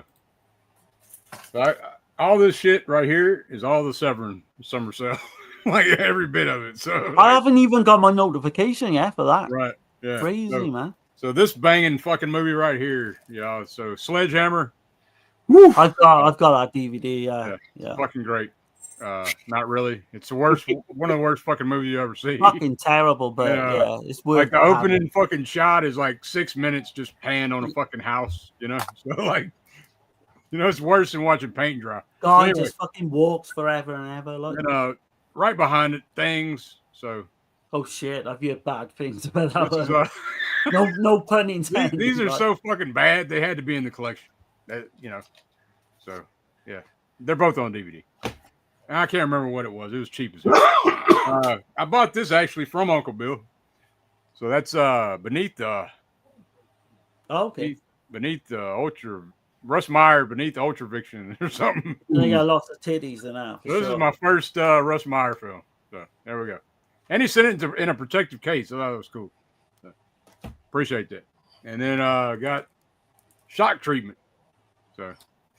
Oh, okay. A lot of this is blind buy shit. I have no idea, but that looks pretty intriguing to me. So, let me know how it is. I definitely I haven't too much. I haven't watched it. Peter Cushing, The Uncanny. Hard not seen that one. That's awesome. Okay. It's another blind. A lot of these are blind, man. So, yeah, Emmanuel and the Last Cannibals. Man, that's a great one. Yeah. I fucking love that one. Yeah, man. We're going to get on that one. Yeah. At some point. And then, because people like the cannibal streams, man. So that's the best Emmanuel film. Okay. I think. You got Violence in a Woman's Prison. So, yeah. Oh, I didn't know that. We're gonna get after that too. So. That's I'm trying to talk Tasha into watching that with me. So. Let's see. Got Patrick Still Lives. Yeah, I got that one, man. Fucking great, fun. Got this masterpiece of a film, Klaus Kinski, Nosferatu in Venice. Fucking shit. I ordered that as well. It's grimy as hell. He's I love grimy. it. I fucking love it for all the wrong reasons. And here's the only. I think this is the only 4K I bought from Severin was The Devil's Honey. Oh shit! I need to upgrade that. Yeah, but that's a great film. Yeah, it's good looking masterpiece, man. Fucking right. Let's see. with that fucking trunk with that sax and shit. Jack the Ripper. Oh, okay. Not sure, but had to get it. Is that the old one, or is it? It's not a Jess Franco one. Old one. Yeah. Okay. Yeah. Revenge of the Living Dead Girls. Oh, okay. Yeah. So, like I said, a lot of this shit I don't know, but I'm gonna know. I think I ordered that Jack the Ripper. I'm not sure. Byleth, the Demon of Incest. So. Yeah, it's not great. Yeah. It's not great. I love that cover though. Is it Jalo? I suppose. Yeah. Yeah, and Peanut Butter Solution. I actually got this for Grayson. So. Oh, okay. Hell yeah. Let's see what happens. He didn't seem too sold when I showed it to him though. And then Chinese boy puts a fucking peanut butter solution on his balls or whatever. Some shit like that. Yeah. I think it is, yeah. And I got Deep Blood. Joe D'Amato. Oh, yeah. So, that's a genre we haven't covered, really. Yeah, we'll have to get into some animal attack shit. Get Pops back on here with that shit, you know. Let's see. I've been getting into these, man. Another Joe D'Amato, another post-apocalyptic film, Endgame. So, okay. Gotta check that shit out at some point. We have to get some more of those going too. Let's see. I got Christopher Lee, Crypt of the Vampire. Hell yeah. Yeah, I think I got that coming. Yeah. And then I got a Jesus Franco joint, The Sadist of Notre Dame. That's clearly him as well on the cover. That fucking mistake his face. He's starring in that one. So then you got another Christopher Lee, Castle of the Living Dead. Hell yeah. Oh, okay. Yeah. Yeah, man. And then here's the last thing I got during that Severin summer sale. Some Nasty Nuns. Oh, you pulled the trigger on that then. Yeah, nasty habits. You have to let me know on that one because I didn't order it, but I'm down for getting it at some point. Yep, they get nasty in there, so we'll see. Anyway, that's what I got, and that's it, man. I'm still waiting on that parcel from yourself, Dirk. So hopefully I'll get that in the next week. That's but crazy. You never know. I figured it would have been there by now. Shit. Yeah, I think it's been 2 weeks, but US Post and shit, UK Post, you never know. Those two Christopher Lee joints you just held up right there, they came from this set right here. EuroCrypt? Okay. Oh, okay.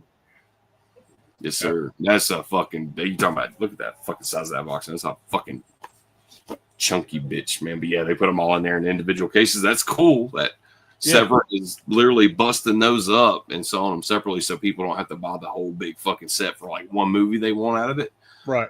I noticed they did that too with those. Dirk, what's those sets me and you bought? Was it the Danza Macabre sets or whatever? Yeah, Danza Macabre. Yeah, man, they were selling, what was that? Fucking Castle of Blood 4K for like $42, but you could buy the whole fucking box on while they were doing the box set sale for like $2, dude. And you're like, what the fuck? Like, it was just the whole box set, dude. Yeah, it was crazy. That's when I got them too, when they went on sale. So I was like, I've got the first one of that coming, but I want to get all four. Is 4 of them or 5? There's 4. Yeah. There's 4.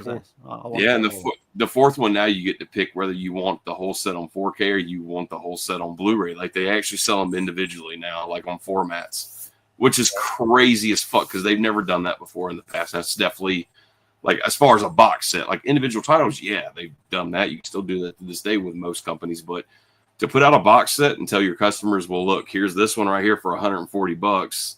And it's the whole box set's 4K, or you can save some money. And if you want to just keep the box set Blu-ray, all Blu-ray, well, here it is for like $90 or fucking $100 or whatever the price tags are on them. But that's pretty cool, actually. Yeah, I was blown away when they done that announcement a few months back. I was like, well, it's kind of crazy because I don't know how much excitement that box set brings for Severin, but I mean, I'm assuming the sales figures must look pretty good on those box sets for them because, like Dirk said, this is their fucking 4th one now. Yeah, so, yeah, they're doing good, man. I think. You guys had mentioned his. I tried to mention his name earlier. We was talking about Contraband from Fulci, and I was telling you guys when I watched it, kind of remind me of the films of the guy's name I was trying to pronounce was this guy's right here, that Tomas Milian. And Umberto Lenzi, right? Umberto Lenzi, yeah. I have a few of the 88 films limited edition sets from him. I think one of them's called like the Tough Ones. Yeah. And there's something. Arm to the Teeth. I don't think it's that. It's definitely the tough ones and something. I think it's the same. That's the same film. Rome Armed to the Teeth. Okay. Yeah.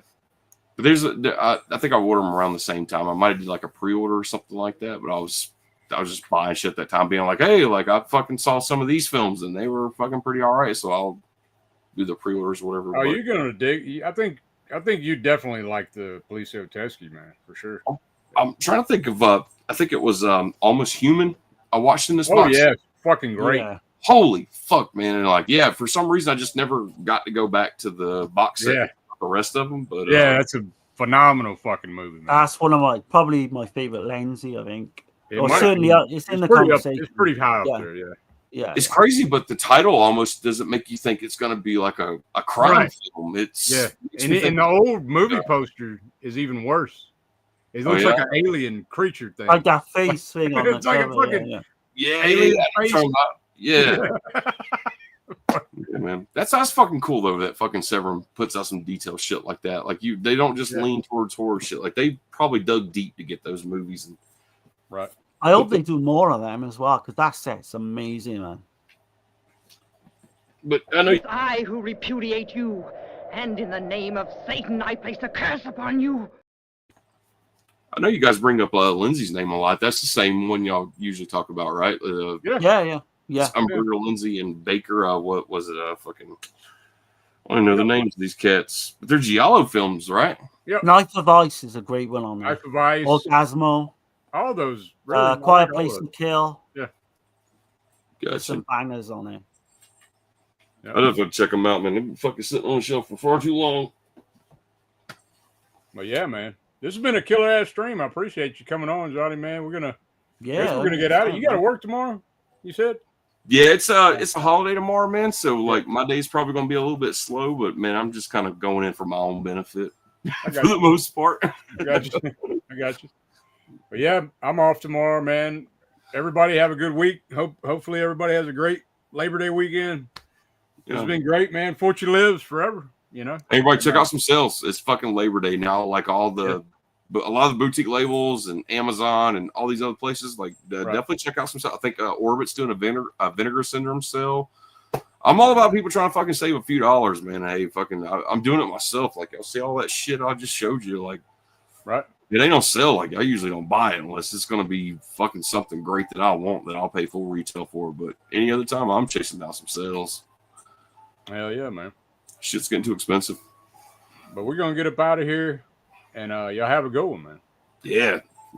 Have a good one, guys.